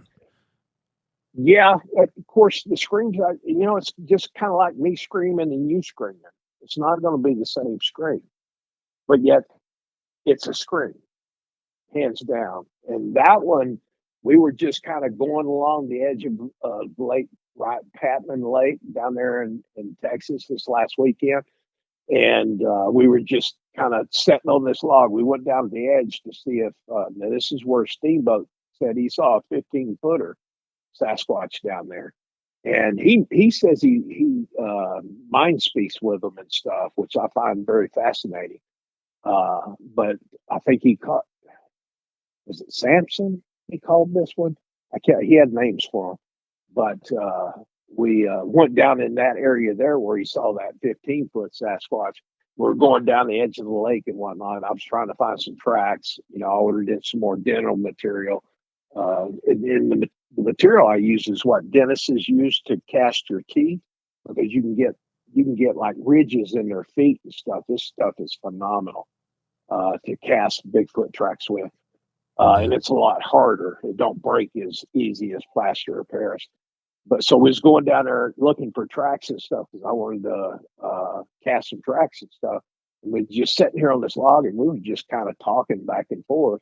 And then all of a sudden, across from the lake, here the sucker shot off, man. And it was a very loud, long, drawled out, there's no way a human could produce that long. I don't care if they're an opera singer; they can't go that. It was long and loud. And this thing was probably, 300 to 500 yards from us, but it was. I mean, it was very distinctive, very long, high pitched vocal. Kind of started out low, went to high, and then started fading out. And by the time it got almost done with that scream, every coyote on that side of the lake just fired off and started yelping. I got that, but I didn't get, I may have got the end of the scream. I don't know. I have to go back there and listen to the audio. Uh, but time I got my iPhone out, I was like, oh man, I just missed that. And it was very unique, very interesting scream. But it dang sure wasn't a human. Yeah. That's for sure. Yeah, absolutely. That's terrifying. Whenever you were fishing and you woke up, I think you said you were face down by the chair. What do you think happened, and do you believe that possibly these creatures had something to do with it? Because I think you mentioned experiencing some activity before that happened. Yeah, I did experience some activity before that happened. I knew they were there. My dog alerted me to let me know that they were there. So I know they were there. There was the pebbles that dropped in the water. There was the tree that shook that day, and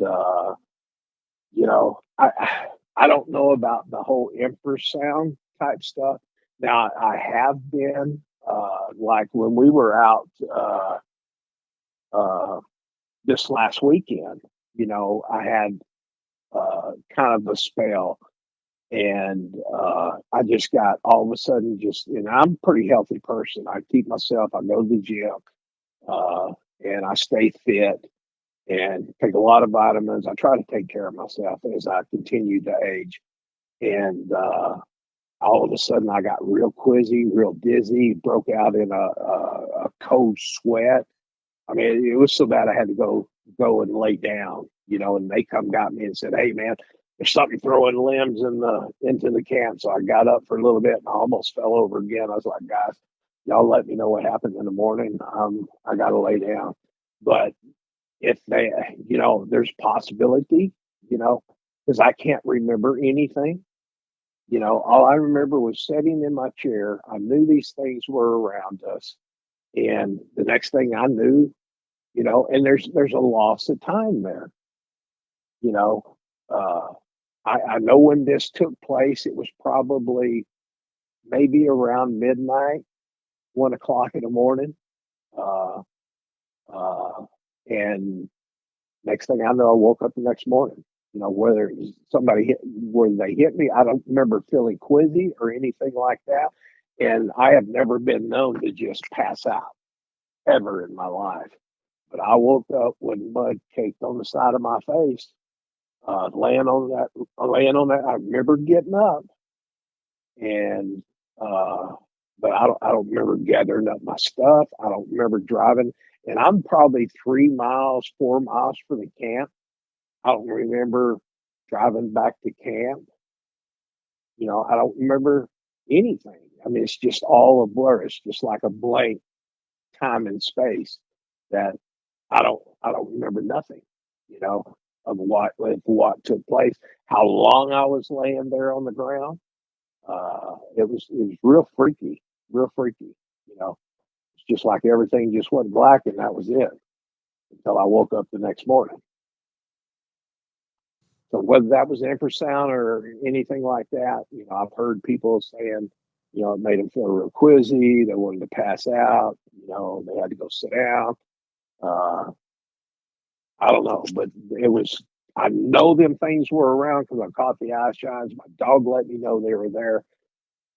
And the next thing I remember, I'm in camp with all my stuff loaded up, and I don't remember anything about packing my stuff up or even what time I left or anything like that. I woke up the next morning, I felt fine, got up, got the mud off my face, changed my sheets on the RV, made me some breakfast, drunk some coffee, and then I hauled butt right back down there to see, you know, if I'd left anything or if there was any tracks or anything like that. But there was no tracks that I could find. But I definitely knew they were there. Yeah, that would be the only explanation that I would have is infrasound and possibly they disoriented you and you passed out. I mean, I don't have another explanation as to what could have taken place there. And it's kind of scary because it's like, did they take you somewhere and then bring you back? It Right. makes you wonder. Yeah. I was still fully clothed, you know, had my my knife was still in my boot. I carry a very large knife. My gun was still on my hip. Of course, they had mud all over, and I couldn't tell you what happened. But the only thing I can tell you about that, it did happen. So where did they scoop me up, took me some other place? And I have, a lot of people have encounters where they see little balls of light and stuff. I've seen that quite a bit down there. Of course, Gert and Now, I'm not in all these encounters don't take place in Gurdon. I'll share with you off camera about where they're at. But they have the Gurdon lights down there, to where there's balls of lights that you can see when you go down the railroad tracks in a certain place. But it's known for the Gurdon lights, is what they call it. But you can see those, some of the encounters that I have had, I've seen orbs and stuff like that down there. So Well, it's just all kind of weird, but it's all kind of fascinating too. yeah, absolutely. And I'm glad you mentioned the orbs because that's a crucial piece of evidence to these experiences. And I believe it's tied in with the activity. I've heard of the Dover lights in Arkansas. And yeah, that's incredible to know there's another area where people are seeing lights. And I don't think there's any just specific areas, but there's some places where people see them more. But you can see the lights Right, anywhere in the forest, and it's mysterious. It right, seems like there's an intelligence behind it, and there's a spooky feeling to it all. And yeah, it makes me right, feel like it's tied in with right. Sasquatch. Many people have mentioned those are the portals, or it's Sasquatch like manipulating energy. And I think it very well Mhm. could be. Yeah. Well, it's not normal. Not something that you see in the woods every day. That's for sure. Yeah, absolutely. And whenever I encountered the orbs, I was having Sasquatch activity. So that's what makes me believe it's tied in. And I've also heard many reports and have taken many reports where people see a Sasquatch and it turns into a ball of light, or they're having Sasquatch activity and they see these strange orbs floating around. Right. Yeah. Haven't sold the orbs a whole lot, but I have seen them. Yeah. They are out there. And what do you feel? What do you think the message is with the arches that you found? And you mentioned teepees. Do you think it's a warning? Do you think like they live in these things? What are your thoughts about it? Well, a couple of things, could it be marking their territory? Because I find it was like this weekend we went out, we found a lot of arches and we found, structures made with pine trees and stuff that, some of them we picked up from the bottom. There's no broken trees around there. We pick them up from the bottom. There's no root system on these trees. They have been brought there and stacked. And there was a lot of arches that uh, they were intertwined with each other and stuff down there this last weekend. I've got a bunch of pictures and some videos on stuff like that. Whether it's a territorial type thing or you know, I'm sure as human like as these creatures are, uh, I think they get bored. Like, oh, okay, let's do something. You know, uh, that could be another option there. That sometimes I think about. Well, maybe it's bored. It's going to just do this, but it's.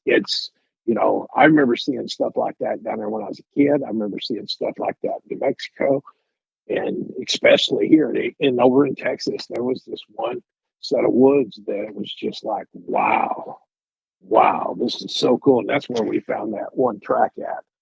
Uh, but it was so piney, you couldn't see any tracks because of the leaves and the pine this time of the year on the ground and whatnot. I was real disappointed. I was really wanting to cast a track. But that one that was in the water, I'd have to drain that whole area and let it dry out a little bit before I could even cast it. So I didn't get the cast in. Yeah, absolutely. Do you have any other experiences that you forgot about? Anything else that you'd like to share? No, I guess that's about. I mean, I've had some, minute things happen. Throwing stuff at me uh, from where I hunt at down there. It's just kind of been. It's just kind of like come a norm now. The big things that I have. I log in with the tree breaks and the whistles and the fake bird calls and the fake hoot owls. I just I stopped logging those because it happened so much. Yeah. And then I went through my wife left and went through a divorce. So the last couple of years, year and a half, I haven't spent as much time because I was going through a whole lot, real dark time in my life. So I haven't spent as much time as I've dedicated this year. This year, it's like, no, I'm going back to the woods. And so I've had just a few little things happen. So we're actually going down this weekend. We're going to spend 3 days down there, right in a hot spot. And we're going to fish, stay out on this big pond. It's in the middle of this big cypress swamp. We're going to do some fishing. They said it was a good fishing down there. So we're going to spend 3 days down there. So I'm going to do some calling, some wood knocks, some whoops and stuff, and see what I can hear or find now. I'm going to have some family with me. So maybe I'll have some witnesses, to these encounters. Absolutely. It's good to have people around just in case something goes down, and it's kind of nice when someone else Right. experiences the activity. One last question I have before we wrap up the Yes, sir. podcast. Were you going through an illness, or were you experiencing paranormal activity throughout this span of time when you had these encounters and experiences with Bigfoot? Uh, that first encounter that I had, I said it wasn't safe for me to be in the house. There was a lot of mental and physical abuse within that household, not from my dad, but through who he was married to. So it was a pretty dramatic time, is when I saw that first one. Now, as far as I've been a pretty healthy person all my life, so I don't think there was any sickness that had to do with it or anything like that. Uh, I think everything was going fairly normal in my life on all my encounters. There wasn't any drama time or anything like that going on in my life. Of course, usually when stuff like that happens, I just kind of isolate from everybody. It's a bad habit of mine. But Yeah, I do the same thing. And yeah, it was just a question that I had because possibly these creatures are able to pick up on people's illnesses or their energy, like you mhm, mentioned earlier in the podcast. right, yeah, with different ores and stuff like that. I find that very plausible. Yeah. Because what is it, lions or tigers? They can send out infrasound as well and kind of paralyze animals for a little while. Now I know that's documented, Hmm. but I believe they can pick up on our ores because I think every person does have an ore. We give off a certain type of energy, and I think these creatures pick up on that. I believe they can tell if you're going to be a harm to them or not. Oh, You yeah, know, and absolutely. now I talk to them. I talk to them when I'm in the woods. I'm not here to hurt you. We can share the land. Wouldn't mind hearing a whoop or some vocalizations or see a sighting as long as it's peaceful. You know, so I talk to these rascals. Whether they're there or not, I'm going to go ahead and speak and tell them, I'm down here and whatnot, because in all actuality, I'm in their house, you Yeah, know. without a doubt. And science has proven that animals can see auras. And you hear that a lot from people that ride horses. They say, now, if you're fearful or you're anxious, that horse is going to be able to pick up on it and he's going to feed off of it and it's going Right. to make him Exactly. nervous. Yeah. Yeah. Yeah. Yeah. That's true right there. Yeah. That's Same true. with dogs, too. If you go into someone's Yeah. house and you're up to no good, that dog's going to sense that. He's going to pick up on it. Going to And sense that. yeah. Yeah. I know after I had just bought Christian had passed, my other German Shepherds, I bought two German Shepherd females that were about 8 weeks old, and then probably they were almost a year when my wife left. And the sadness that I had, my dogs picked up on it. They'd come over there and put their heads in my lap. It was kind of like they were uh, not suffering, but they could just pick up on the sadness. So they were like sadness with me, and they would, even the cat that was hers, started clinging to me, through that hard time and whatnot. I found that very fascinating. That my dogs would pick up on sadness and come try to comfort me. Because I believe a dog, God made dogs for humans. Because if you ever want to see the unconditional love of God, look at a dog.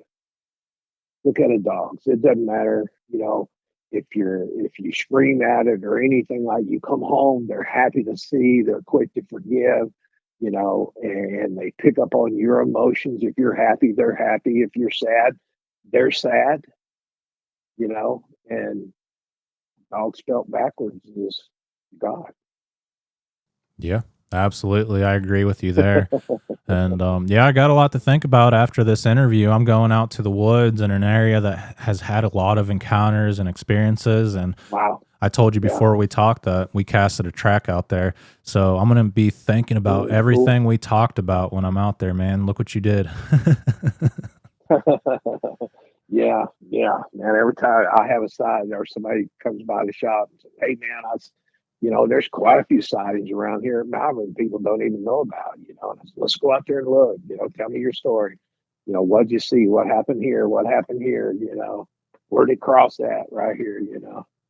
So I find these creatures very, very fascinating. Very, Yeah. very fascinating. Yeah, me too. All right, Dave, I appreciate your time. Let me know in the future when you want to get together, and we'll Oh, you we'll, bet. we'll go out there exploring, camping, and filming, and we'll see what we can come up with. Love to. Love to. I appreciate you taking your time to hear me out. Yeah, I appreciate you too, and I'm very thankful that you took time off of work to speak with me today and to share your experiences openly with everyone here on the channel. And I know the people that are listening really appreciated these experiences because you can just tell they're authentic and you really experienced these Sasquatch creatures, and I have no doubt about that. Yeah, they're real. If anybody out there is a skeptic, go out and spend some time in the woods. Just act normal. Don't go out there looking for them. You know, just go out there and act normal. When I started encountering them on the river, I just went out there, played my music, and just kind of kick back. See a few bald eagles, catch some fish. Get off to myself and just kind of enjoy nature. Just kind of be able to unwind. No pressures, no phone calls, no business, no ministry or anything like that, and just kind of just kick back on my own time. Talk gives me a time to reflect, with my God, and these creatures just show up. They do love Southern rock music, by the way. So play a little Southern rock music and see what happens. See if you can get one to come in. Yeah, absolutely. They're attracted to music, the sounds of people talking, and they're very curious by nature. Right. Yeah. Okay. All right, Dave. Well, I appreciate everything. And if you have any questions, feel free to shoot me a message. Be sure to keep in You bet, contact. man. And yeah, I'm sure you're going to think of more things that have taken place after we get off the phone, but Right. hopefully we get to talk again in the future. There you go. God bless you, my friend. Yep. God bless, and you take care. All right, man. All right. Bye. All right, Dave. Thank you again for sharing your Bigfoot encounters and experiences from the state of Arkansas and New Mexico. I can only imagine how you felt when you encountered this creature in the water. When it splashed water on you, I think it was a sign of aggression, and it was being very territorial. It was showing you who is the boss around the area.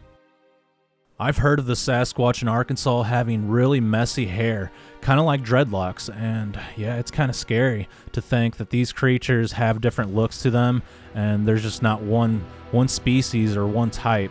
So yeah, I mean, waking up with your face in the mud, it makes me wonder what happened. And if you guys have any suggestions as to what could have happened to Dave, please let me know in the comments down below. I would like to visit Dave and check out the area, and maybe it's a possibility in the future. If you have a Bigfoot encounter that you would like to share, please contact me sometime. It's alright if you've already been on other channels or podcasts. I would like to hear about it, and it just helps me out with the research because I never know if I'm going to go to the area and I can look back on that encounter and say, hey, this is what happened to this person in this area, so let's go look here. Also, if you guys can, please support the channel in any way possible. You can donate to the PayPal or use the thanks button and make a donation through YouTube. All right, that's all we have for today. And until the next one, be safe out there in the forest.